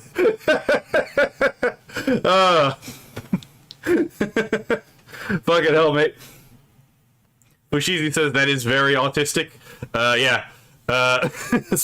Like eating the inedibles. Yeah, it was pretty silly. She also bought like way too many limes. The entire stream is just a absolute fucking laugh fest. Also, when she was learning how to do soldering, that was also pretty funny. Surprised she didn't just go to Napa and get oil at that point. Jeepers, right? Fair. Enjoying the fart corpse and onion sandwich. I'm telling you that it tastes way better than it smells. I'm serious. Could you imagine her breath after this stream? You're gonna burp like a week from now and taste it. Don't remind me while I'm eating. Look at how good that's working, Bird. What about the people who spin it? Please don't spin it. Please don't ruin this. Let's spin it. Can I? Bird? You spin? No. Bird? Don't spin it. Don't spin it. Okay. Ah! Tell you! Leave me alone! I don't know what the fuck this is. I don't know what happened just now. I don't think anyone knows what happened just now. Bird, do you need me there to open jars for you? This isn't real. This is a bit, right? This is real. Dab the knife down on top of the lid, the vacuum will release and it will twist off. A really simple physics trick that two people who do physics and engineering should already know, but anyway. Are you sure that's a good idea, Lyles? I stabbed the lid clean through. The lid just came off, yeah. Yep. Are you feeling dangerously cheesy, Bird? Yeah. Thank you for the anonymous gift sub to Pizza Hut. I think we are in fact going to out Pizza Hut today. Alright, did you know Pizza Hut actually sells durian pizzas? Now, granted, they don't sell it in the United States, but like internationally, Pizza Hut actually does have sites that actually sell durian pizzas. I would like to try it someday, but you know, it's not going to be for a while. Kura says, the weirdest thing to others that I have put on pizza is anchovies. Keeps my coworkers from stealing my pizza at work, and I have developed a love for them. You know what? That's entirely fair, right? That's actually a good reason to. That's a good point to good reason to develop a love for anchovies, right? The anchovies protect my food. They keep my source of sustenance safe. Also, I'm pretty sure there was an entire Futurama episode about like anchovies having gone extinct because people kept putting them on pizza. Zoidberg seems to really like them. Oh, it's so farty. It's a pizza, right? That's what pizzas look like, huh? The Ziploc bags. What the fuck? Little Dark Souls. Oh my god, the smell's coming from my oven. Perplexing. It's a Hard shardy little Saturday night. Turkish peeber. That's Turkish peeber. peeber. No, that's peeber. It's like peebish, but it's pepper. Yeah. Don't talk about the pet rat gummy candy, please. This is a civilized channel. We don't talk about that. I still don't know what that is. Oh my god, it looks good. That looks. I hate to say that I would try this, but I actually would. It's like, I would actually take a bite out of this and maybe decide it actually is not that bad. Because again, like this, it's kind of hard to say that too, because it's like obviously your sense of smell plays way more of an impact on like your sense of taste than people actually think it does. And anyone who has ever had a period of time where they literally couldn't smell anything will tell you that food does not taste the same when you don't have your sense of smell. But so I don't know how that would interplay, but PJ says anchovies deserve more love. I do have to try them at some point. Kianello says anchovies are the one of the few fish that the bones can be eaten. Oh, interesting. Looks like an honest to god pizza. How does it smell? I can't smell. I can't smell. It broke me. This pizza broke me. I guess I should get a plate, huh? Yeah, she just went nose You're not blind. gonna roll it up and eat it like a burrito? It's durian and surströmming and 9 different kinds of expensive cheese. So the thing about like rolling it up like a burrito and eating it is actually Turkish pizzas are supposed to be eaten like that. Like I got taken by a person who was ethnically Turkish, right, and wanted to share a little bit about the culture. To a Turkish food restaurant, and yeah, apparently we were supposed to like take the pizza and like fold it like almost like a taco and then eat it that way. and it was actually decently good. They had this little plant that they had on there for like decoration that you weren't actually supposed to eat, and no one told me I wasn't supposed to eat that, but I still ate it anyway because no one told me I wasn't supposed to eat it. Kill said I had a cold for 2 weeks and didn't eat much during that time, right? Let's see. Kura says last time I had durian, it tasted like a bitter chocolate. Tastes like 90% plus pure cocoa. I'm wondering like if there's like different like types of durian, or if like depending on when you eat the durian changes the flavor, right? Because that was definitely not my experience. A lot of smell at once. Weird, you're a lot of smell at once, okay? Thanks. Are you gonna get evicted for this? It's not that bad. That's exactly what somebody who's getting evicted would say. Yeah, again, remember what I said? Keep that thing in mind about the apartment, right? All the flavors are combining in a way that's really nice. It's just so much. Are you gonna cry? To be fair, it from what I understand about like the culinary what would you say, like the taste that's been described for surströmming and durian, they actually do sound like they would actually go together and complement each other, right? It doesn't actually sound like they would clash all that much. Hi. Oh, no, I'm not gonna cry. So, what are you gonna do tomorrow when your roommate comes home and you have to explain the smell? It's tomorrow's problem. Tomorrow Bird is in trouble. Today Bird is in trouble. Right, already. today Bird is You wanna already call it? in massive trouble. Holy poop. You're Come on, pooped. times poop. I'm hungry again. Do you want to end this nightmare? Yeah, let's end it. Okay, everyone, have a good I hope night. everybody is happy. Be and well. healthy. Be well, everybody. So that is personally just one of my favorite Sigrid and Bird outtakes, is just them trying to make a pizza and then like spectacularly failing. Like oh my god, remember the thing about the Ubuntu color? Look what's on the screen right now, right? Like that alone is also a pretty fun side story, but God. I swear to God, the AI is not the well, maybe the Google AI, right? It's fucking listening to me as I talk and stream, right? It's like, aha, yes, he's talking about this. Might as well go here. It's totally not the fact I just watched a culinary disaster from Sigrid and Bird in the first place, right? So, yeah, that was one of Sigrid and Bird's official clips about Bird's horrific surströmming pizza cooking show. Again, if you've never watched Sigrid and Bird, I'd suggest checking them out in stream. They're actually, I don't know what their like position on AI is or anything like that, but they're actually really fun content creators. They give each other shit all the time, and it's actually really fun to see the two actually just bounce off each other, even when they're getting on each other's nerves, right? So if you're watching this on YouTube, y'all have a lovely day, and I will see y'all in the next video. Take care. Okay, so the recording is stopped, and we figure out what the fuck we're gonna do now, right? Oh, wait a minute. Doctor of Insanity just released a new video.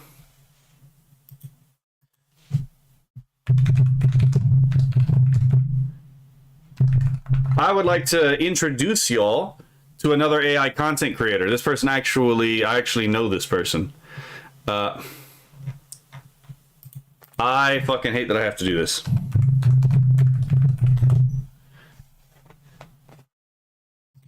So yeah, this guy has released his first 2 songs, and he's already working on his 3rd one.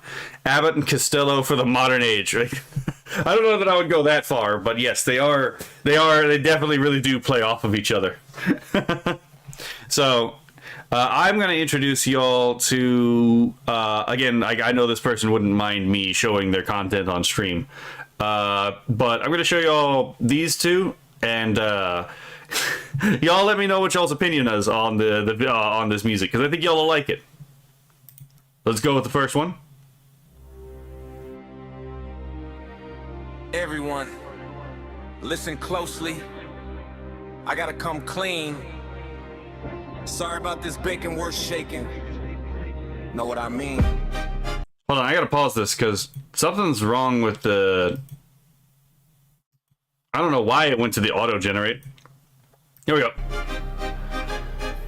Get ready for it.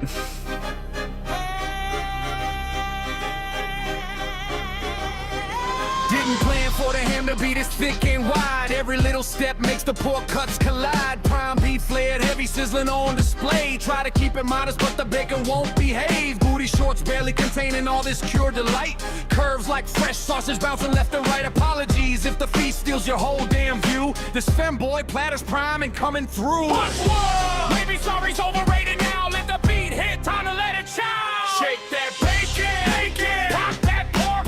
Femboy comes so thick, got the whole crowd pork. Ham hocks hitting hard, being so well marbled. Prime grade power, watch the whole game marble. Sizzle in the rhythm, let the chops go loose. Bacon bits clapping, yeah, that's the juice. Oink oink on the beat, feel the meaty surge. This cut's legendary, never gonna purge. Now I'm owning every inch of this pork parade. Skirt flip, watch the bacon ripple cascade. Club lights flashing, ham hocks in full flight. Thick cut, royalty claiming center stage tonight. Beef so tender, pork so crisp and fine. Femboy farm fresh, sizzling every line. They got their quarter cut, stirred, flopped on the math. Mine's a full pounder, do the aftermath.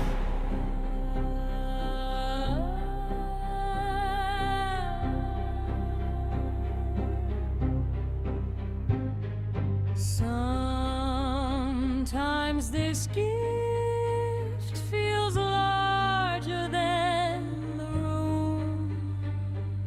Curves this heavy stop the world in full bloom.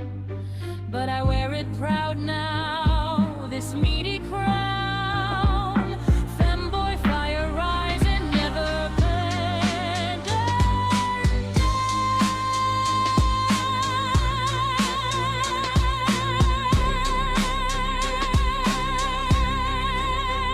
Shake that bacon, rock that pork. Beefy femboy ting on the dance floor, boy. From sorry to slaying, now the truth is clear. This cut's eternal, loud and crystal here. Pork popping forever, bacon never lies. Sorry, not sorry, watch it mesmerize.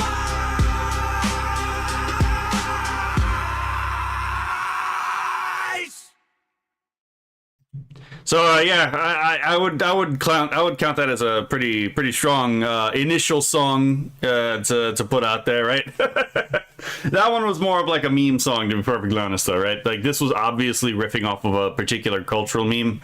This one is actually more of a serious song that they made. It's actually about art, right?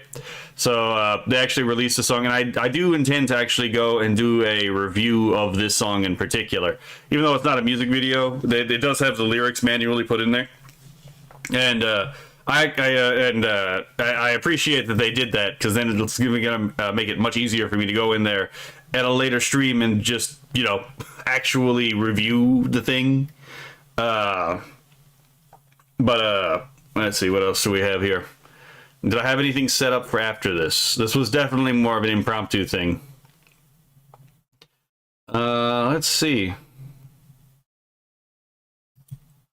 How long is this? Is it 18 minutes? I could probably do something about this. Then we could satisfy the criteria of learing today, as promised, right? So yeah, sure. Let's do this, and then I'll save the second song for a later stream where I do the analysis lyric by lyric, like I did with Kura's song, right? Okay, so I'm gonna start recording. Alrighty then, so we are going to check out something from our first video from Casual Geographic before, right? What the fuck? There's no goddamn way that I wasn't already subscribed to this guy, right? Anyway, what was it? Oh yeah, so we're gonna watch the Predator we still can't figure out, for the CC, right?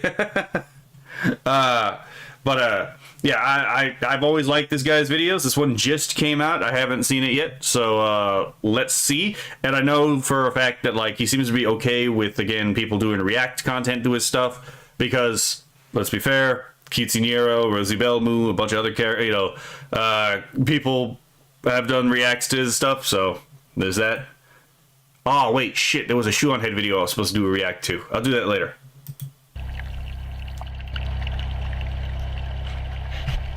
Plenty of people are terrified of the ocean, and arguably no other animal embodies thalassophobia more than the predator time seemingly left behind. if anyone here is actually like afraid of the ocean, let me know. I don't personally like the ocean. I just, not to sound like a fucking Star Wars character, but I'm not a big fan of sand, and like the beaches where I live are very sandy, right? I'm not a big fan of like the texture of like the salt water. I've always preferred more like a freshwater river or lake.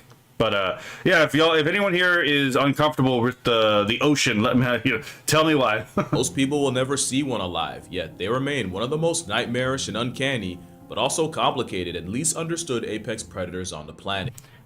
Again, people say this. They're like, this is like a uniquely disturbing like animal, and I'm like, is it though? Is it? Like, it doesn't seem particularly uncanny to me, to be perfectly honest, right? It seems definitely out of place, but it's like, this doesn't necessarily mean uncanny. I don't know. I don't get the same visceral, like, recoil reaction some people apparently do from the leopard seal. In fact, the first time you ever heard of a leopard seal, it was probably giving Happy Feet hell. Or the pebble and the penguin, in which case, make sure those doctor appointments are booked. You're getting up there. Or maybe it was... If you or a loved one was a victim of that jump scare, you may be entitled to financial compensation. Not for me, though. The penguin paralysis demon is incredibly feared for an animal we don't know that much about. Hey, what's a sea leopard's favorite fast food? Popeyes. But there's a whole nother side to the assault sausage. One that just might bring you to tears if you watch long enough. This video isn't to make you fear or hold hate, but understand and even appreciate the alpha seal, not for just what it is. Yeah, you just look at this thing, it's like, this is a fascinating animal. Just, okay, Kura says, scared, no, but I would rather throat a cactus before going into the deeper part of the ocean. Well, I mean, fair, right? It also depends on like how exactly you go in there, right? It's like, okay, we're gonna take a submarine down to a certain part of the ocean. Like, hold on, I need to check to see who's actually built the submarine, because if it's like an Ocean Gate submarine, you can like. you can absolutely like just like fornicate yourself with an iron stick, right? But like, I'm not a big diver anyway, so it's like none of this shit really fascinates me. It's like I have no interest in the water. But the animals in the water, one thing, right? Like what's actually in the water, fine. But I'm not a big diver personally. Sea puppy? I mean, yeah, right? Sea puppy. But how and why, and all I ask is that y'all hear me out. But there is no why as to why people find leopard seals optically disturbing. Few other animals pass the eye test for being that terrifying. The leopard seal looks like a mammalian mosasaur, a prehistoric predator with a permasmirk. I don't really get what, like, sideways throw cactus. Fair enough. I don't really get what people see as, like, because, like, you could say the same thing about, like, wolves or bears or lions, right? You could say the exact same about those animals. It's like, these are very obviously dangerous animals that are, like, carnivorans, right? And I think pinnipeds are part of the carnivora order, if I remember correctly. I might be wrong about that. I'll have to double check, but I think they are part of the carnivora order. So it's like, yeah, this doesn't seem uniquely disturbing. It just seems like an animal to me. Spartanbot says, I don't like the open ocean. I hate not being able to see the land. Same issue going out on the Great Lakes. Fair. Akinella says, I've always wanted to go on a cruise. I'll probably cry again at seeing whales in person. Jin, fair enough. Just don't get drunk on cruises because, let's be perfectly honest, some of the people who go missing on cruises, some of these people, they just got drunk and they went overboard and no one noticed, right? It's a bit of a sad way to die, but so there are people who die that way. And if you think I'm exaggerating, you haven't seen or better yet heard what happens when one hauls out near humans. Run. Yeah, that's definitely an infrasound call, which means you're probably going to feel that deep into your bones, to be perfectly honest. But, these aren't the only animals that do this, right? Yeah, sure, other carnivorans don't really use infrasound in the same way, but it's like, I mean, elephants use infrasound. You can literally feel when elephants are using infrasound. right? like there are several birds that do it, right? Cassowaries. There's a reason to be afraid of cassowaries, right? Just like there is a reason to be potentially afraid of this thing, not because of how it looks, but because, again, this is a dangerous animal, right? It is a predator. You know, these things are fairly aggressive, but you know, the look and the sound itself aren't the things that like set me off. It's just like I wouldn't want to be near this thing just because of like what it actually is, not because of what it looks like, right? Let's see. Spartanbot says, I think it's the nose/snout shape. You know, fair enough, probably. I'd have to look into it, though. Kionala says, all animal are cute, even the dangerous ones, but in a way, carnivores are safer because you know how they react. Behaviors, herbivores, not so much. Yeah, that's one thing. Also, it's easier to negotiate with a carnivore than it is a herbivore, right? It's easier to convince a carnivore that you're not worth the caloric expenditure to eat than it is to convince a wildebeest that it's not worth killing you to stay alive, right? It's it is much easier to deal with a carnivore than it is herbivores. Kinala says, I mean to say cry again because I cried when I saw them at SeaWorld. I mean, fair, right? That's entirely fair.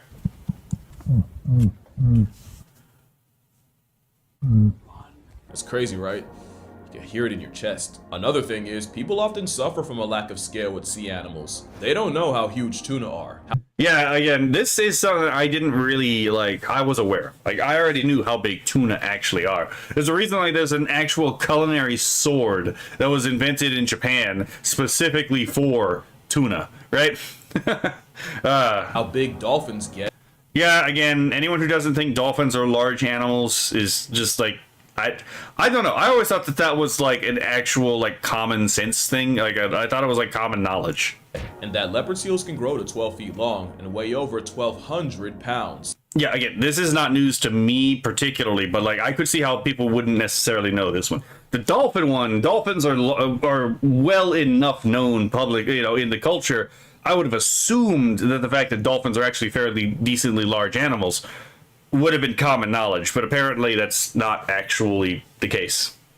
Trust me, there's a worse picture than this down the line. Chances are, you've never looked a leopard seal in the mouth, because then you'd have to be surgically removed from your therapist's couch. Those teeth are built like that for a reason we'll get into soon, but this internal mugshot may be coming to a beach near you.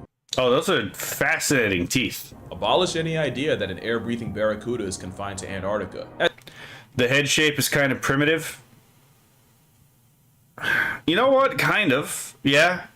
It depends on the angle, because some angles the head does just look like a carnivoran without ears, and then other angles it does look a little bit more primitive. I can give you that. As they've been found as far as Antarctica, New Zealand, South Africa, Argentina, the What the Falklands, and more. There's at least one leopard seal aware of platypus, and that's insane to me. So is the idea that this apex pinniped could be pulling up. I don't know what the fuck this guy's problem is, but this guy's a fucking idiot. Oh my god. Kiddo says there are huge sea animals. Yeah. Spartanbot says people always mix up seals and sea lions. Yeah, they do. Like, what the fuck is the problem with this guy walking up behind a leopard seal and they'd be like, oh yeah, I'm gonna fucking go and pet it from behind, spook it. Absolute retard.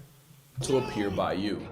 That would raise the hairs on Caillou. And even with many roles as the op to a penguin protagonist, people have spoken on the horror of sea leopards for centuries. Going back to the early 1900s, explorer Ernest Shackleton wrote about an Antarctica expedition where at one point, one of his men was chased across the ice by an aggressive, believed to be 12-foot leopard seal. The man thought he was in the clear when the massive seal dove back into the water. But then the sea leopard tracked him by following his shadow under the ice and ambushing and nearly snatching him at the next gap in the ice.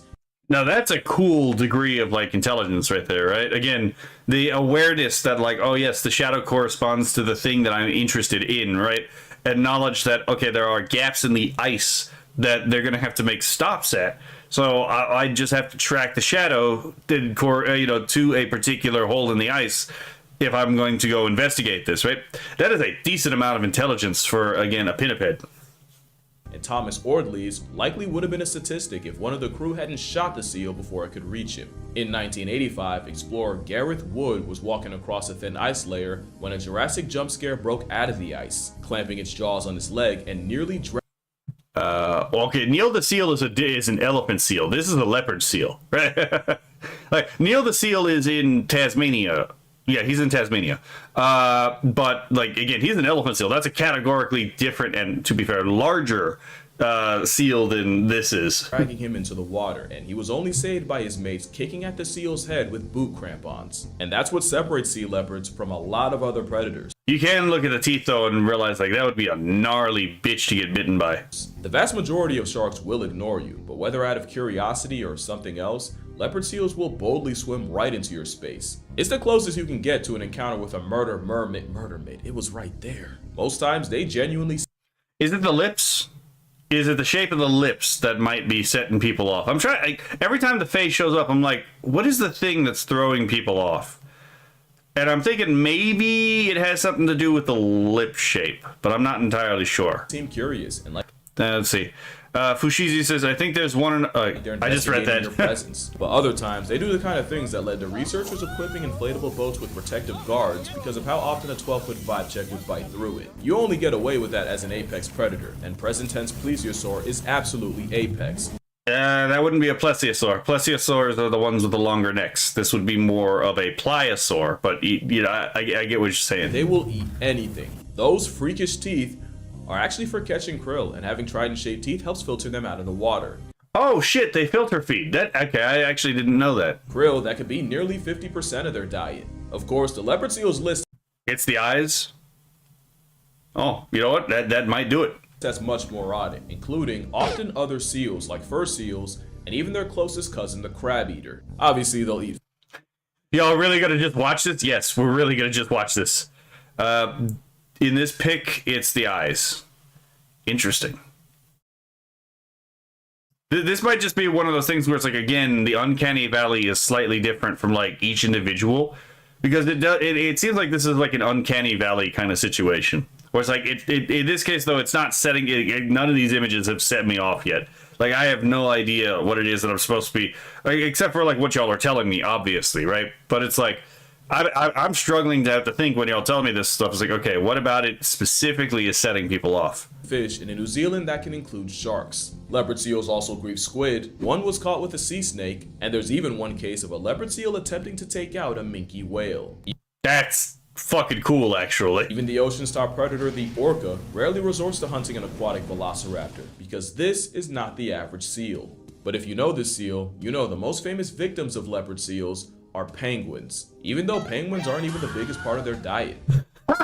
What fucking cartoonish bullshit is this? Hold on, I gotta rewind it. That was actually pretty funny. Leopard seals are a lot more calculated than most think, and will camp themselves right at the ice's edge where they know.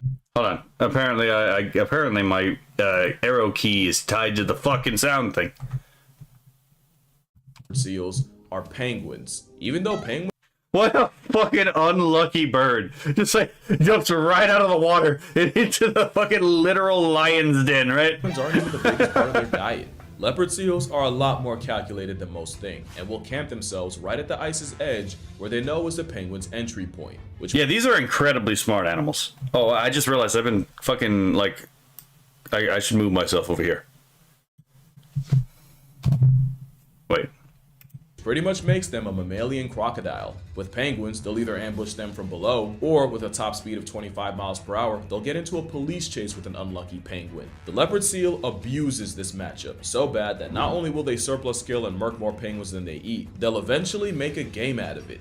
Leopard seals have been seen chasing down penguins into exhaustion and seemingly toying with the bird. They'll traumatize the penguin within an inch of its life and then just shove off, like it was a sick joke. But it's one. Well, I mean, in that case, like, it didn't just decide... I mean, some of the more intelligent animals can be, like, quite cruel and, like, again, toy with other animals, so that, you know, it's not entirely surprising. That just suggests to me this is probably a lot smarter than what we give it credit for. Kielnalo says, honestly, I don't mind pitch black eyes or red eyes. It's the pure white eyes that set me off going, nope, want none of that. That's fair. Leopard seals aren't playing that things get R-rated, and it all goes back to those teeth. Those teeth could maul the grizzlies, and gives them a demon's headshot. But they lack the shearing teeth carnivores need to slice prey, and that's why you see them body birds by slamming and suplexing them against the water. This is why you see sharks do this sometimes too, right? Sharks will actually go up towards the surface after certain large catches, and they will bash their head against the ceiling of the water, right? Because the surface tension works the same way when you're trying to thrash something out of the water versus thrash something in the water. Either way, the surface tension actually works to help like bashing it against a wall and help to break it up.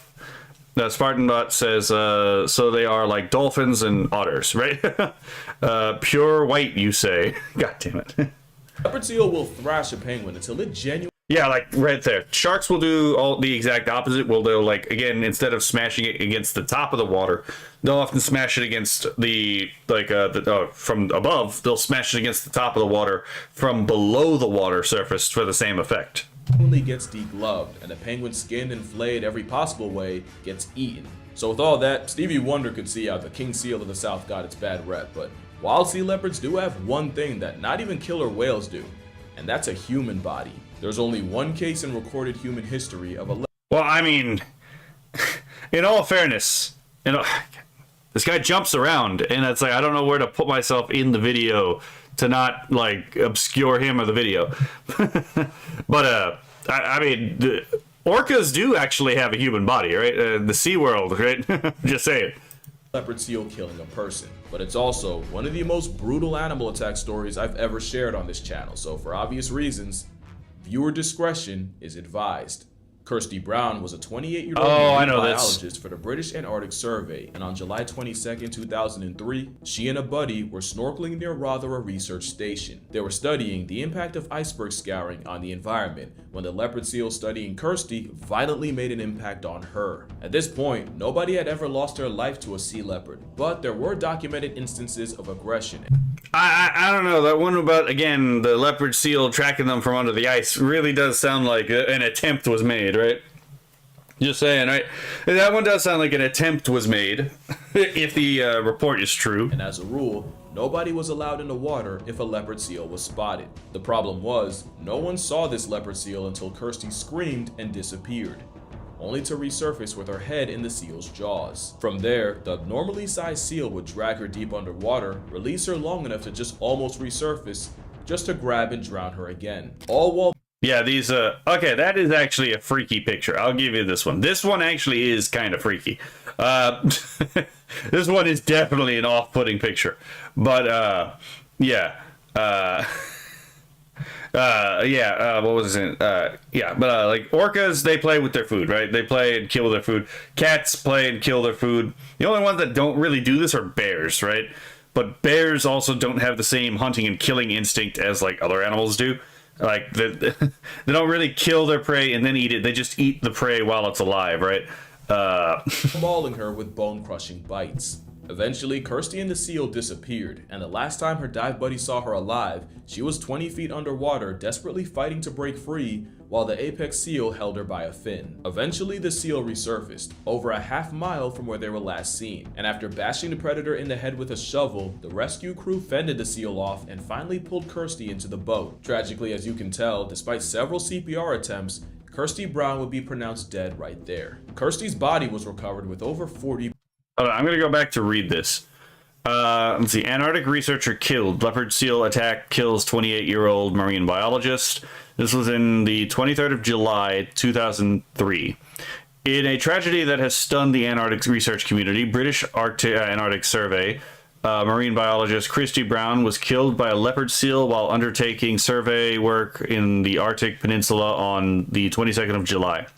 Brown was snorkeling with another researcher near the UK's Rothera Research Station when the seal attacked without warning and pulled her underwater. Brown was rescued quickly, but efforts to resuscitate her failed. Brown, 28, trained in geology and oceanography, worked as a diver and research scientist in Greenland and Australia before joining BAS's Life at the Edge.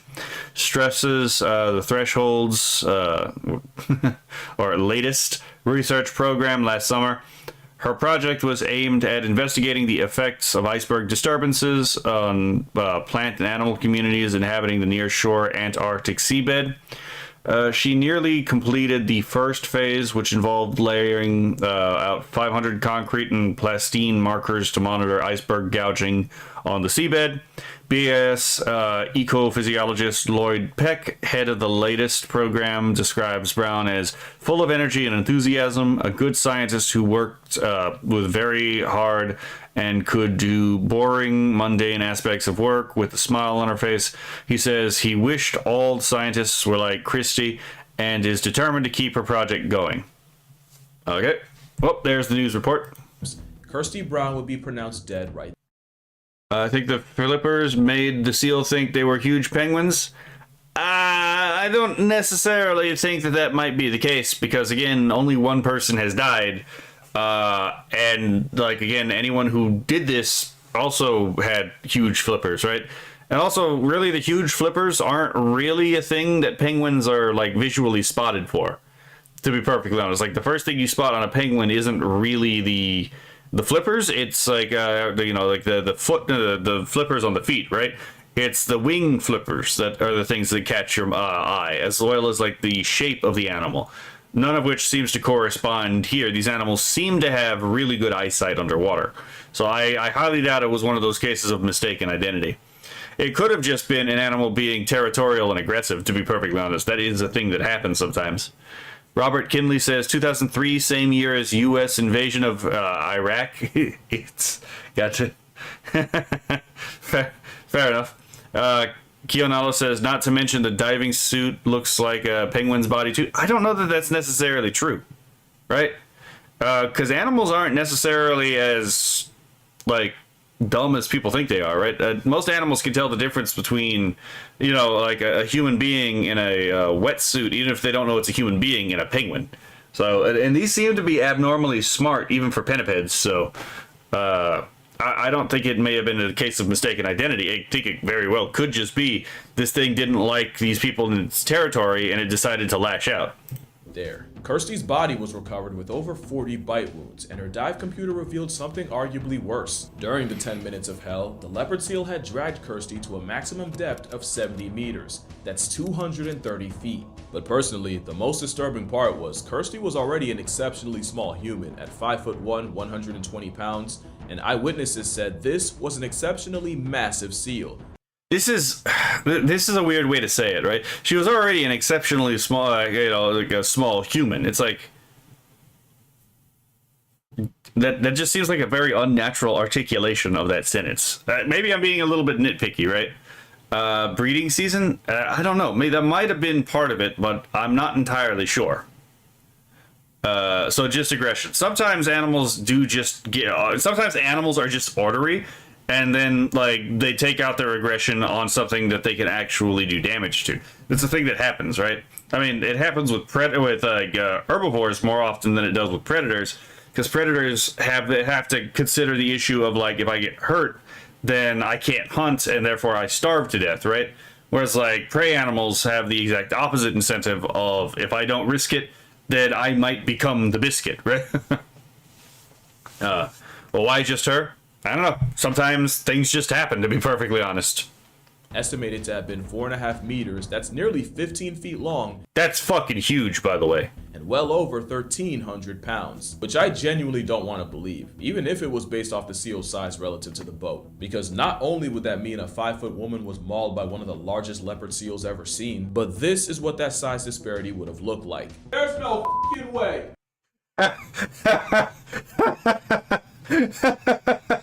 Oh my god. Okay, that is. Well, I need to hear that crash out one more time. I know, somber story. I just need to hear that crash out one more time. Ever seen, but this is what that size disparity would have looked like. There's no fucking way. A valid crash out. To be perfectly honest, if I saw this thing coming at me in the water, I'd be like, well. It was nice knowing you all, but I am the gone, right? Oh my god. PJ says, have you ever seen that video of a seal slapping a man with an octopus? Actually, I might have. I just didn't really think about it. Oh my god. Robert Kinley said, me big, you small. Kionala says predators go after the smallest in the herd. Yeah, because they don't want to get hurt, because if they get hurt, they could die, right? But, yeah, you know what? Like a mammal version of a mosasaur or a pliosaur. Yeah, I can kind of see it. I can hear it right. I can see it right now. Yeah. Fair enough. And since no one... One more time, just because the rule of threes. But this is what that size disparity would have looked like. There's no f***ing way. Oh my god. Robert Kinley says, seals are fucking terrifying, so is the ocean. I have swam with great whites. I mean, fair, right? Like, I've never actually gone into the open ocean, so it's like I don't really have a reason to be afraid of the sea. I don't exactly live near the sea, right? And, like, I'm not afraid to get into the water. It's just I don't really have any good reason to go to the ocean, right? That's like, why? What would be the reason for me to go to the ocean? Like, I'm not interested in anything there. So it's like, there's no reason for me to go. But like, I could totally see, again, it's like, yeah, considering this thing might be in the ocean somewhere, this cryptid looking ass thing, right? This, like, yeah, I can see how some people would be like, yeah, nah, fuck that shit, right? It's a little bit of megalophobia and thalassophobia rolled into one. There ain't no fucking way, as he said, right? Truer words had never been spoken. No one ever asked the leopard seal why. The most popular theory is that her size, black dry suit, and fins caused the colossal carnivore to clock Kirsty as a penguin or fur seal. I think the seal one is a more plausible answer, but I don't really think that this is the case. It's like when people are saying, it's like, oh yeah, sharks sometimes attack surfers because they think they're sea turtles, and I'm like, I don't buy that at all. If you said a seal, then yeah, sure, maybe that's a much better answer. But sharks have a lot better eyesight underwater than people give them credit for. And again, we're assuming that there's mistaken identity when it's just more likely, again, it could be that the animal was ornery and then someone just happened to be caught in the crosshair. This happens all the time in nature with other animals. It's not unique to sharks, right? Or in the case of, like, it could be it was an exploratory, it was like trying to see whether or not that thing actually is edible. Again, this also happens with other animals that are not sharks, right? Most sharks may not be interested in trying human beings out, but some of them are going to be interested in that. And again, that just leads to devastating consequences for the poor bastard who happens to roll the unlucky lottery for that number. Yeah, it could be either or. It doesn't sound like this seal tried to eat her. It just sounds like this seal was being extremely territorial. So again, it just boils down to animal was mad, animal lashed out, someone died. This kind of thing happens. And in all her struggling, flailing, and failing to get away, all Kirsty managed was to act like prey. Which sounds wild victim blaming, and I swear I'm not. There's a reason there's no jokes in this section. This was genuinely one of the worst animal-related deaths I've read about. Imagine being mauled by a... And that is another thing, like for predatory animals, oftentimes animals signal that like they are prey by freaking the fuck out and running away, and it catches the predator's attention as like, oh wait, that thing's running away, it must be food, right? But at the same time, it's like, if this thing didn't try to eat her, or if it didn't eat her, then it almost certainly was just being territorial, right? And I'm waiting to see whether or not this thing actually was taking a pound of flesh off the body, or if it was, again, it just drowned this woman, because again, that would indicate territoriality. Bear, but also while being waterboarded. In fact, let's get even more descriptive. Kirsty Brown spent the last 10 minutes of her life fighting an animal nearly triple her length and 10 times her weight, while being severely mauled to the head and being brought tortuously close to the surface before being pulled again over 200 feet into a freezing abyss. Not only could the violent pressure changes cause a burst eardrum or even an embolism, her compromised wetsuit, the bends, would have introduced Antarctic ice-chilled water directly to her skin. In the most respectful way, I really hope she blacked out or went into shock, because that is a nightmare Final Destination couldn't dream up. Kirsty Brown would have an island posthumously named after her, and her death led to more safety measures and protocols being implemented. Hold on. Kionala says sharks can be sea puppies too. True. Robert Kinley said it's like walking into the Amazon. Robert Kinley says leather back turtles are huge. Oh yeah, they're huge. Again, I don't think people really understand how big some of these animals actually are. But there was another consequence of a horrific demise. The much more strict regulations now meant many of the biologists trying to learn more about the seals were now forbidden from entering the water to study them. Yeah, because it's almost certainly a liability issue for the organization itself, right? It's not just, oh yeah, we got to be a little bit more cautious. It's like, oh, if this happens again, we're going to be in a lot of serious fucking trouble. Something many like dive guide Kelvin Murray would call an overreaction. Suddenly, an animal we barely knew much about was now basically impossible to learn more about. It was a lot like the stingray. Stingrays are rarely aggressive, and less than 5 people in human history have lost their life to one in Australia. But because one of them was Steve Irwin, you had an entire generation ready to punch out an aquatic placemat. Even though the circumstances of his death were insanely bad luck, and Khaki Jesus would have passed twice if he saw the stingray hate. Only one person has ever died to a sea leopard. It's just that the attack. I'm pretty sure this, by the way, was a troll, right? Just... like, I'm pretty sure this was a shit post, to be perfectly honest. Just read this. About to touch a stingray. Should I punch it just to let it know Steve Irwin still got shooters out here? This just sounds like a fucking troll, right? This sounds like someone, like, being a little bit of a shitter. I mean, to be fair, I've also been proven wrong about how dumb people can be, right? But, I was like, again, I think that this was done for a bit. I do not think that this person was genuinely considering this. I think he was making fun of some people and like their disposition against stingrays at the time. See, Kionella says, "Oh God, Final Destination, the only thing on my mind when I flew on an airplane for the first time." Right? Robert Kinley says, "Just think about how you would do with a jaguar." I would not do with a jaguar. It's actually quite simple, right? And the thing with jaguars are like the only cat that actually can kill their prey by crushing its skull between its like jaws and be like, "Well, I'm gonna die, and at least this is gonna be a fairly quick death, right?" Passed twice if he saw the stingray hate. Only one person has ever died to a sea leopard. It's just that the attack was so brutal that, and the pro-penguin media meant, a blubber assault weapon got demonized to hell. To be fair, with the things I said they'll do to penguins, other seals, and even humans, how could you not call this Ice Cube mammalian missile crisis a sea demon? I wouldn't blame you for being afraid, but at least give the other side of the leopard seal a chance. If he can learn to forgive, so can you. Again, this is almost certainly a bit. You cannot convince me that this is a real thing, right? Fushizi, should I punch, not should I punch, right? No, it's like Fushizi, I should punch, not should I punch. Yeah, fair enough. Fushizi, but I agree, it's a shit post. Yeah, there's no way that this is fucking like an honest post, right? Just read this shit. Over a year ago, I threatened you out of anger over the death of a lost one.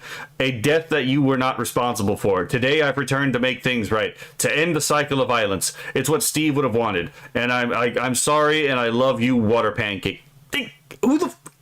This is clearly a shitpost. This is a joke. It's a funny joke, but it's clearly a joke. I was not lying when I said a pool full of sharks will ignore you, but a leopard seal will get right up in your face and conduct an investigation in your personal space. Kirsty might have been a tragic exception because aggressive or predatory encounters with humans normally happened at the ice's edge, aka the leopard seal's favorite ambush spot. But almost every time a leopard seal has approached a human already in the water, they're doing it from a place of curiosity. That is really weird for a predator. Like, for all their bad PR, bears usually avoid people. And an experiment found that even the top predators in Africa hightail it whenever they hear human. But a giga seal will study us the same.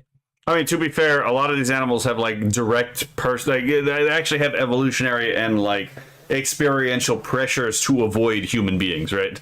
So like there's a thing there, but it sounds like again these things live in largely Antarctica, and they may be like they may have gone to places like New Zealand and Australia. And like again, like apparently there was one that was even in Guatemala. It's like holy fuck, that's out of like that's far up, right? But these things don't really seem to have that much real experience with human beings, so there would be no reason for them to have a natural fear response. Same thing with like the dodo, right? The dodo didn't have any like actual experience with human beings, so there was no natural fear response of human beings. Water pancake is water pancake, right? But you would go swimming. The ocean is. But you would go swimming. The ocean is the Amazon. Well, I don't know that I would go to the Amazon either, to be perfectly honest. Like, I'm actually not that interested in Brazil. See, Fushizi says, "I love leopard seals. They are so adorable." I would agree. I think these things are generally pretty cute. Jaguars are friend-shaped. Oh my god. Fushizi, be careful, right? The way we do them. That's weird. One seal made it even weirder. In 2006, photographer Paul Nicklin took a trip to You gotta remember, again, these things apparently like filter feed and they hunt penguins, right? These seem like they are necessarily opportunistic hunters. And again, this does seem to support my theory that it was a attack of aggression, like of territoriality, because again, she got attacked by the ice shelf, which is where a lot of these animals apparently hunt their penguins, right? Which is something they need to survive. So then, you know, obviously you're there, you're potentially disturbing its hunting grounds. It doesn't want you there. It's going to make sure that it's going to make sure one way or another that you're not there disturbing it anymore. I think this was just an act of territoriality. I don't think it was predation. Captain Rudy says, I had to go AFK. What did I miss? It depends on how far along you were. More leopard seal, more leopard than seal, if you ask me, right? Long story short, we learned about the sole known person who's been killed by a leopard seal, and I'm pointing out this just sounds like territoriality. Again, she got attacked in an area where they usually hunt the penguins, and it didn't seem to try to eat her. It just killed her, and then again, it seems like a deterrent tactic, which is something some predators do, right? So it seems like an issue of territoriality with this animal. Antarctica to hopefully find the steroid seal. Funny thing is, leopard seals are hard to find. They're hard for you to find. To them, yeah, you can just see that, like, again, thing just kind of fade into existence as it gets closer to you. It's very well camouflaged. You're easy. It was about an hour. Probably a lot then. It wasn't long until Paul had a giant females are bigger by the way, leopard seal circling his zodiac, and it was at this moment he ignored every primitive instinct and ancestral alarm and got in the water and braced himself. The seal, with a head bigger than a grizzly bear's, made a beeline towards Paul, and right when Paul feared the worst and held up his camera as a feeble defense, the she leopard stopped and just sized him up. Science says if you're able to stay calm and hold your ground, a leopard seal will go from possibly aggressive to curious, and she even got close enough to study her reflection in his camera. It's like her internal monologue was saying, wait, you're not afraid. Why aren't you afraid? What are you? Then exactly, it's like this thing is used to being an apex predator, right?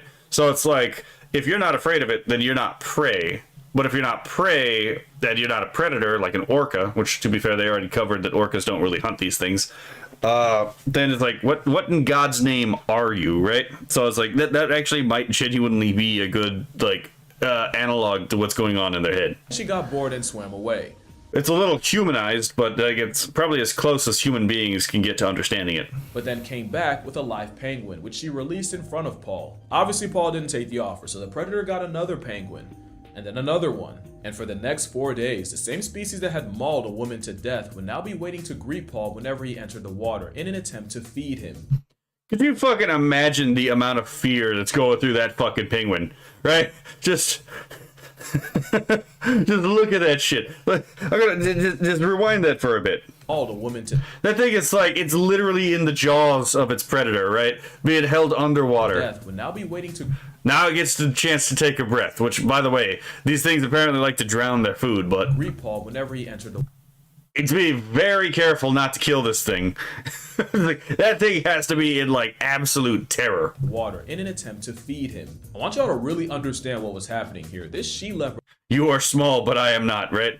Oh my god. I gotta edit my my model because my lower height is like 109 centimeters. And I gotta get that, I gotta get on that, like a tiny character from League of Legends build design, right? Captain Rudy said, that goes for most animals. If you show you're not afraid, they'll leave you alone. One thing I push about dogs to my fellow delivery drivers. I have an actually really funny story about that.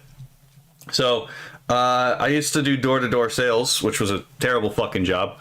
And I was out with a buddy. I was never very good at it. But I was out with like a partner because like we were doing like a obviously 2-person door-to-door sales, and I was not having a good day. I was having a fucking really bad day, and a dog got out from like across the road and started like it was on the same side of the road, but like from like way far down. Ended up getting out and it like charged at us like all the way down the road, and I'm just like, you know what? I don't really give a shit, and I just continued to walk forward. Like I could not give a shit. And the other guy like broke away. He's like, oh my god. And he started running, and the dog fucking ignored me. It went straight for him, so he had to jump a fence, but then there was a dog on the other side of that fence, so he had to jump the fence again, and he had to like actually stand, because it was a pretty high fence. The dog wasn't getting him, so he had to fucking like straddle and like be on the side of the fence. I just called the cops. I was like, I just called the cops, like, yeah, this is our location. Yeah, there's some dogs. We're gonna need you to come out here because there's a dog trying to attack my coworker, right? Robert Kinley says, this footage is terrifying, dude. What the fuck? Yeah, right? But yeah, so it really is the case where it's like your disposition does affect how the animal treats you. Was going out and tiring penguins and bringing them to Paul. And when Paul didn't eat, she'd bring increasingly lower HP penguins. This kind of reminds me again of like cats, where they bring you they bring you like their kill, right? Because it turns out they are known to sometimes, like, again, it's like a tribute, right? This thing is like, hold on, here is an offering, friend, right? And it's like she'd bring beat up, barely alive penguins, half-eaten penguins. At one point, Paul had 5 past tense penguins floating around his head. Paul would even swear that the leopard seal seemed genuinely disappointed with his lack of effort. Correct me if I'm wrong, but I can only think of one other time you had a wild predator straight up offering food to a person, and it was killer whales. And at least orcas have a history of hunting alongside people. We're not talking about a trained animal or one habituated to humans. We're talking about a wild predator going out of its way to provide for a person. That's not normal. Seals are the mermaids of bears. Imagine a polar bear door dashing your dinner. That's not even the only thing leopard seals and orcas have in common. Leopard seals are much smarter. Yeah, polar bears are a fucking, like, those are a beast of an animal, right? Those are one of the few ones that actually go and actively hunt human beings when given the opportunity. Holy shit. Robert Kinley says, do you think your head could fit in its mouth? Oh no, that thing could very clearly, like, fit a person's head in its mouth. Yes. Fushisi said, cats do it because they're just flexing. This is how you do it. Keanu says, I guess sea leopards are more sea kitties. I mean, possibly. Captain Rudy says, my neighbor has a pit bull named Jax. When the dog knows me, like the dog knows me, but once in a while it won't recognize me and start barking at me and charging at me. Not an aggressive dog, all bark, no bite. I just look at him and say, hey, Jax, and he gets the most confused look on his face. It was absolutely hilarious. Yeah, fair enough. More than the penguin media wants you to believe. Leopard seal handling manuals go out of their way to say they're smart enough to be trained, but intelligent enough to be stubborn, and they're prone to pout and act difficult like children. At the same time, they also say that ignoring a difficult seal is a pretty solid way to get them to cooperate. Leopard seals aren't just highly intelligent, they're deeply emotional creatures too. Nora was a leopard seal that made news because it was the first time scientists watched a modern-day mosasaur mourn. Nora had a pup that tragically passed away, and in grieving, Nora would stay with her lost child for over 20 days. Nora didn't just watch over her child, she'd move the body across the ice, carried it in her jaws, and even got aggressive whenever people would get too close to them. It wouldn't even be the only time, as in 2021, 23, and 24. I'm interested to see if there's any kind of like studies about this particular behavior in animals. Scientists documented the same mother doing the same thing with 3 different pups, which is a different kind of tragic. And again, the last time I can remember hearing something like this was when Orca J35, or Telequa, also grieved the death of her calf and couldn't let go. That's the problem with sea leopards being so understudied, because then you miss stuff like this. And that's not even mentioning arguably the most interesting thing about them. Leopard seals sing. Males will sing these beautifully haunting songs, and females in heat will respond with a song of their own. And if you haven't seen it, it's like an underwater opera or ballet from an animal that looks like a dinosaur. It's not just beautiful. Scientists actually studying these seal songs found that these songs are sequenced and structured a lot like human nursery rhymes. This guy. I really feel like leopard seals would have way better PR if they could actually survive in zoos. They're one of those animals that just don't work in captivity. They're like the great white sharks of mammals. Few leopard seals have ever been held in zoos, and the most— Oh, hello, Zayla Zezia. Hold on, what happened? Hold on, I gotta catch up with the chat. Hello, Eustace, right? Eustace's rating with the party of 7. That's what happened. I was like, what the fuck happened? Right? Hello, Eustace. Thank you for the raid. Fushizi says, oh no, so they're brats. You ignore them to get them to behave? Yes, right? Thank you for the follow. Zayla or Zia? I have no idea how to say your name. I'm trying, right? Z Hunter 27, a lot of you got the raid notification, right? Looks like Eustace is just having a lot of fun in the chat. A lot of animal. Oh, let's see. Keanu says a lot of animals do this with their stillborns. Yeah, I honestly understandable, right? Cat raid. Well, cats happen to be one of my favorite animals, so I appreciate the raid, right? The cats are always welcome. Let's see. Okay. I have to tell you on voice. Fair enough. Wait a minute. Hold on. Let me check something.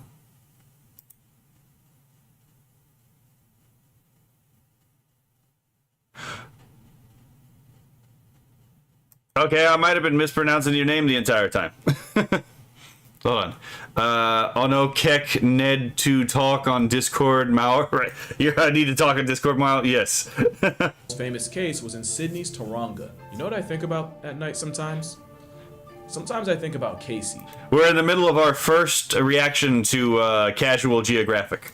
Casey was a male leopard seal, believed to be the only male ever kept in captivity. He was found as a pup, abandoned on a beach in Guatemala, injured, emaciated, and with shark bites. Casey was brought to Taronga for— That's pretty fucking far from Antarctica. Just saying.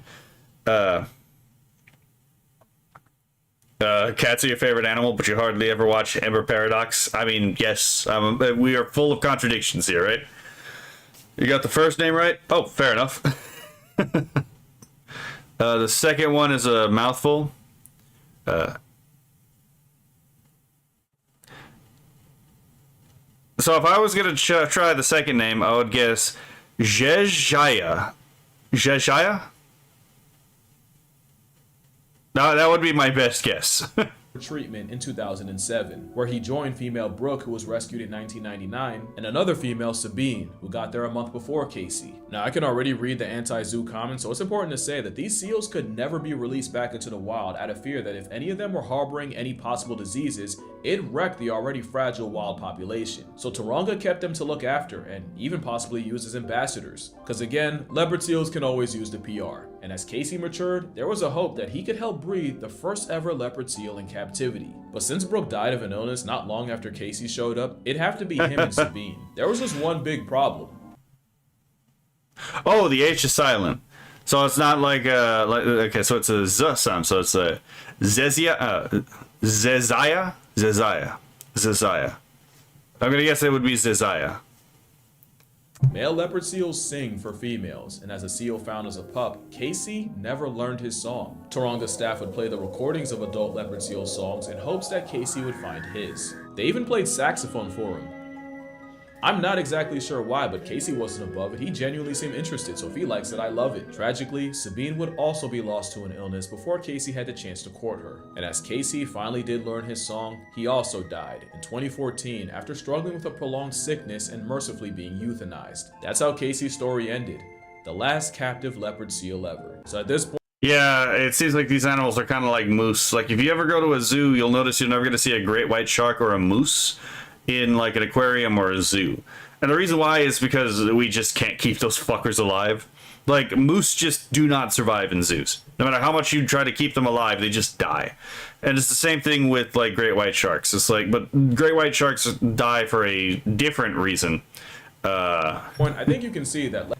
Okay, so it's a Zeziah. Okay, so okay, the pronunciation has been updated in my brain, right? Thank you. Leopard seals are so much more than a penguin plot device. They've been lambasted and typecasted for as long as we've known about them. And Yes, that you helps, guys to Fuchizi. help. Yes, You that might helps. ask, is that not what I was doing in the first half of this video? And honestly, I've been wanting to talk about that for a while. Skip to here if you don't want to hear the yap, but the biggest criticism I hear about myself is that I demonize animals, I spread misinformation to demonize them, and even that I've had a direct consequence on the conservation of those animals. This seems like a incredibly bad faith take on Casual Geographic's material, right? Like, yes, he has to play up a bit because he has to make these things entertaining, but I can't think of a single video where he doesn't, at the very end of the video, at the very least, say that, again, these are not monsters, these are animals, right? Or it's like, this is just how nature works, right? He's not demonizing any of these animals.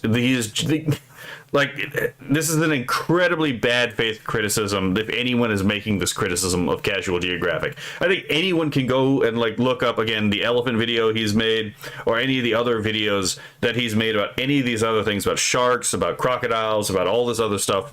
And it's pretty consistent. Again, it's like, yes, these animals can be dangerous, but they're not monsters, right? And it's like, they can be dangerous, but they're still worth protecting.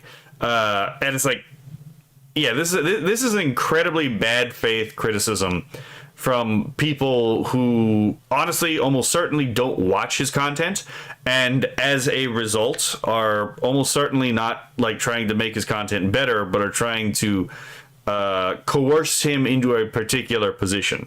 So that would be my guess on that situation. Oh my God, Rudy, what the fuck did you just send me? One thing I've learned about dogs is that it's the ankle biters you gotta worry about. Last week I pulled up to a house that had, no joke, a dozen Great Pyrenees dogs. The leader was a male with a loud bark. He walked up to my as I got out, barking his head off at me. I can feel them. I just go, "Hey, puppy," and let him sniff me. Once he realized I wasn't a threat, he let me pet him, and all of a sudden all the other dogs wanted pets. The 2 times I got bit on the job were from ankle biters. Yeah, fair enough. Let's see. People want to believe that the animals are cute and friendly, and any stories about them being aggressive is misinformation and false. Like, what? Yeah. And not a positive one. And honestly, whenever I would see that about myself, I get I'm not gonna lie, I get defensive and kind of hurt, because I feel like I mean, you should get defensive about this, because it's just like objectively not true. It's a false statement, right? Again, like I would genuinely ask if you could think of any episode of Casual Geographic that he actually demonized an animal. Feel free to let me know which one it is, because I'm pretty sure in the video he like clarifies that like anything where he's talking about the animal being a bit of a monster is always a joke, and then he clarifies it towards the end of the video. It's like, okay, now that we've gotten through the danger portion of the video, now we can talk about the animal as an animal portion of the video, right? So it's like, again, taking things out of context for the purpose of hurting someone who's actually producing, right? It's an unproductive class attacking the productive class once again, right? And yeah, again, I find this to be an incredibly bad faith criticism that it's sad he even has to respond to. always saying you can't moral scale an animal, that you can't judge or you can't put a morality microscope on a wild animal. A zebra that has to weave crocs, cats, and a predatory laugh track don't give 2 stripes about being a good person. And then I feel like I try to make the separation between, you know, these are the facts that I find interesting, and this is the casual comedic characterization of those. Yeah, because it's Casual Geographic, right? Those animals. But yeah, some corners of Twitter do not like me. Oh, there is your first fucking problem, right? You gave Twitter any kind of, like, say in the conversation when you should have just told them, hey, you were basic. Yeah, nah. The majority of people who complain on Twitter are the unproductive class that just are envious of, again, the productive class. And he is part of the productive class. He is making something, right? He is making something people actually want. especially with the dolphin thing. And I don't even have Twitter. I really just wish more people actually watch this video all the way through, or at least at the 9:40 mark, because That's such a funny thumbnail. That fucking Boondocks quote is absolutely fucking hysterical. I feel like I touch on a lot of the things folks criticize me for. Also, just to defend myself a little bit, I will take accountability, but the whole internet dolphin hate thread was a thing long before me. That didn't start with me. Some of y'all are giving me way too much power by saying I single-handedly did that. I've always said that the facts, as far as I'm concerned, are true, and if they're not and I get something wrong, I feel like over the years I've shown that I have no problem coming out and correcting it. Again, that's how we know it's a completely on. Hello, it's Leland fan. Thank you for the follow. Yeah, like no, again, the people he's responding to are incredibly disingenuous. Because it's like, they don't actually do any research, they move off of feeling instead of fact, and they assume that their perception is identical to reality, which it is not, right? Anyone who's ever actually had to deal with the consequences of being wrong before knows that your perception is not identical to reality. And you need to be held accountable for when your ideas do not conform to reality, and reality will be the thing that will hold you accountable to it. But, you know, just... At the same time, if I call something like a Water Weinstein or a C Cosby, that doesn't mean I actually, like you gotta know that I don't actually think dolphins should be persecuted to the full extent of the law. Prosecuted. But persecuted also works here, right? But I can understand the other side. Because, like, imagine you're a scientist or a marine biologist, and every time you log online, you see people saying dolphins are evil, dolphins deserve to die, all dolphins are rapists, and... How many of these are actually serious, though? This goes back to like the whole like water pancake thing we saw earlier with the fucking like the stingray, where it's like, again, the guy in response to the Steve Irwin death is like, should I punch the stingray to show that Steve Irwin still got shooters out here, right? And then a year later, the fucking performance art finally comes to its conclusion of, again, the cycle of violence has been ended and we must learn how to forgive, right? Like, this man, this person, this poster is obviously being a shit poster, right? It's funny. It's a really funny joke, but he is obviously telling a joke, right? This is not meant to be taken as on its face the facts, right? And again, it's like, how many of these people, like John Bandwagoner, Bandwagoner is in the fucking name, right? It's like, or old man yells at clouds, right? Dolphins are evil. Or the real fake expert, dolphins are the ditties of the sea. Look, man, none of these are, almost certainly none of these are actually serious. Maybe they are, but he hasn't shown any evidence for me to believe that any of these are actually serious. And like, this is very clearly a shitpost. Right? You gotta learn how to, again, discern when people are being serious versus when people are just being a shitter.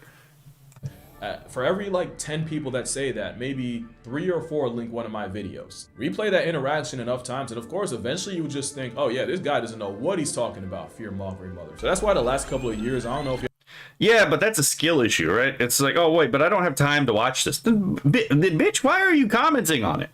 Right? It's like literally the whole thing where it's like, oh yeah, they didn't actually read the book. Like, then why are they complaining about it? They're complaining about it because they're fucking moral busybodies that are like too lazy to actually do their research. That's why they're complaining about it. But yeah. So yeah, I can understand the frustration, but that you know, if an academic is not actually willing to sit down and watch a video that they're about to criticize, I don't really trust how much of an academic they actually are, right? You're going to tell me you're going to sit down and you're going to read these papers, but then when someone actually comes out with something that you might have to rebut, you're not even going to watch the video? Absolutely no. Fuck off, right?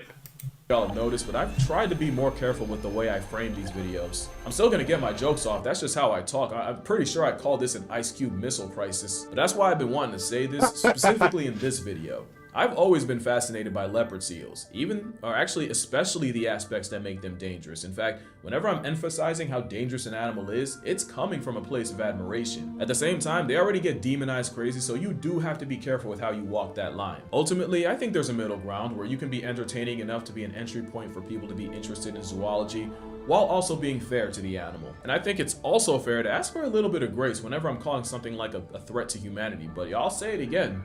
That is actually a really cool shot. Holy shit. Dolphins, chimps, hippos, otters, sea leopards, and all others aren't evil. They're just animals trying to make it to the next day without the human privilege of morality. But that's gonna do it for this video. Drink water, hug your mother, don't touch seals, and I'm gonna Yeah, I don't know what the fuck that guy was thinking. see y'all in the next one. Yeah, these are beautiful animals. I don't, again, it's like, it's so odd that people find these like scary. There was one picture in this entire video where I was like, okay, that's off-putting. But it's like everything else, like, this is a lovely animal.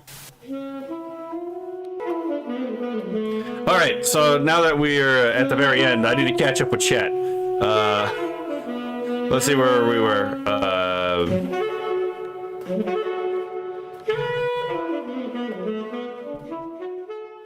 Okay, here we go. Captain Rudy says, a few years ago, there was a TikTok girl who went viral after she turned to social media for help because, no joke, she had a pet fennec fox and she was feeding an all-vegan diet and could not for the life of her figure out, or should I say admit, why her pet fox was emaciated and sickly. Those people are evil. Those people who like feed obligate carnivores like vegan diets, those people are just like objectively evil people. Let's see. Captain Rudy says she said she took it to a vet and the vet recommended she feed the fox meat the way God intended, and people on social media said the same thing. She called them all judgmental assholes and tried to gaslight everyone into thinking the foxes can survive on a vegan diet. Well, I mean, she's gonna get her pet killed, but you know, that's her own damn fault, right? She just doesn't want the idea that people are judging her, and so she reacts aggressively because she thinks that like when people are correcting her that people are judging her, which they may or may not be, but you know, women in particular don't like being judged, right? Sir Squinty Lion says, we out here leering. Yes, we definitely are. And as I said, I think that the criticisms that like National Geographic had to like address are completely unfair and completely disconnected from reality, right? Like, it was absolutely ridiculous that he had to actually make this explanation video, because anyone with common sense, I suspect, could have actually pieced all that together. But again, you know, something about common sense not being all that common anymore, right? Let's see. Captain Rudy says, have you seen the video National Geographic did about dolphins doing a puff pass? Yes, with the tetrodotoxin. Yeah, the tetrodotoxin. Yes, I have. I knew about that beforehand, but it's like, it's still really funny. Captain Rudy says, it's the same people who comment on an article after only reading the headline. Exactly. Z Hunter 27 says, like the AI haters. Yes. Oh my god, speaking of which, I will be doing videos commenting on reaction videos to technology videos ancillary to AI. So because there's a lot of other things that are criticized for the exact same reason AI is criticized, and it's equally stupid when those are criticized as well. I might get a little bit of heat for one of them because I am going to defend one technology that is a little bit controversial, but I think is completely misunderstood. Captain Rudy says, all the AI haters can slop on these nuts, right? I will be sure to link them to you then. Let's see. Z Hunter said, agreed, everything has its diet, and generally if it has pointy teeth it eats the Angus, right? Going to lurk here, here to support you. Have a good one. Thank you. Well, I'm about to go and find someone to raid, so oh, thank you for lurking on Kick as well. But I'm actually about to get off. This was the last video of today, so bit of timing, right? So I'm gonna find someone to raid. Hold on, let's see who's actually on. I actually have to get to the thing though. Okay, let's go to, if I can actually type. Oh shit, I forgot to end the episode. So that'll be the end of this episode. Y'all have a lovely day. And if you're watching this on YouTube, I'll see you in the next video. Okay, so that's over. Now I have to find someone to raid. Yes, the Angus. Spelling is important, right?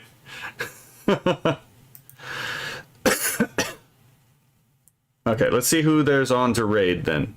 I'll put it in the I'll put it in all three of the chats, that way everyone can join. I still don't really know how to do the raids on YouTube, but you know, one day I'll figure that out. I'll probably learn about how to do that on the weekend because I've been a little bit busy offline as well. Okay. Let's go here. Let's see who we got. We got Mama Oko's on. Operation Grizz VT. I think I heard something about them on the community, but I'm not entirely sure. Lee Fufu. She's been on for like almost 5 hours, so I don't I don't know if they're gonna be on for much longer. Let's see.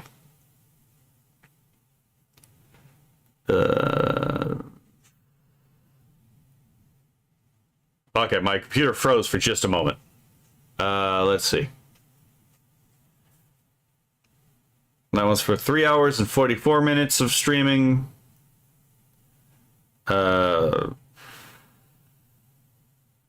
Mint Costello's pretty good. Is Kitsuragi live? I actually don't know. I'll check.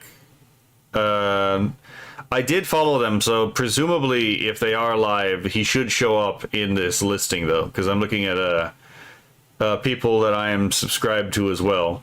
Let's see. Is Halo Eye in the community? I don't know where the fuck it is that like I've heard that name before. Let's see. Ah, yes. 2 hours and 41 minutes. All right. Grizz is cool. He's basically X count if X count played video games. That's fair. Okay, so let me check to see which one has been streaming for longer, because I don't know how long these lot are going to actually continue streaming. So that is the wrong button. If I could actually type, right? Okay, so Operation Grizz VT has been on for 2 hours and 43 minutes. And let's see. If I could... Okay, it's not working.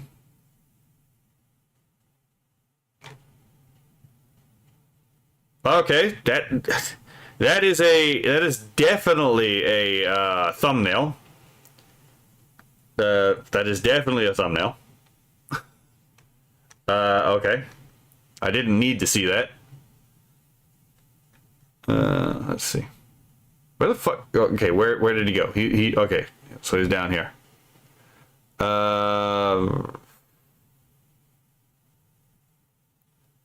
Son of a bitch. Oh, okay, here he is. 2 hours and 42 minutes. All right, so Kitsuragi or Grizz? Mecha. Okay. Discord time for reacts. AI slop cops. Maybe some chubby Electron guy.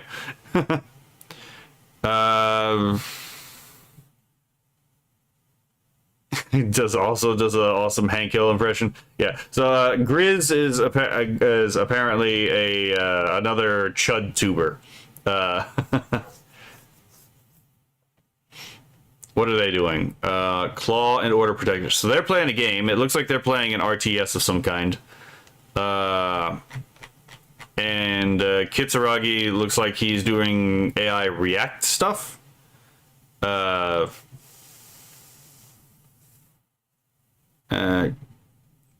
Okay, so then we're gonna go for Kitsu in this case. Let me just set this up.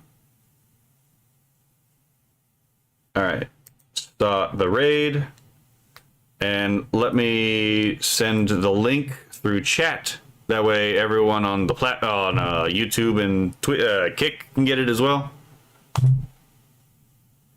All right, so that is where we are going. Let's see. I am going to put... Oh, he's playing Metroid. So he's actually not even doing the React Slop stuff right now. He's actually playing Metroid, it seems. Alright. So I will be... Okay, yeah. So we're going to be raiding now. Y'all have a lovely day, and show Kitsu some love.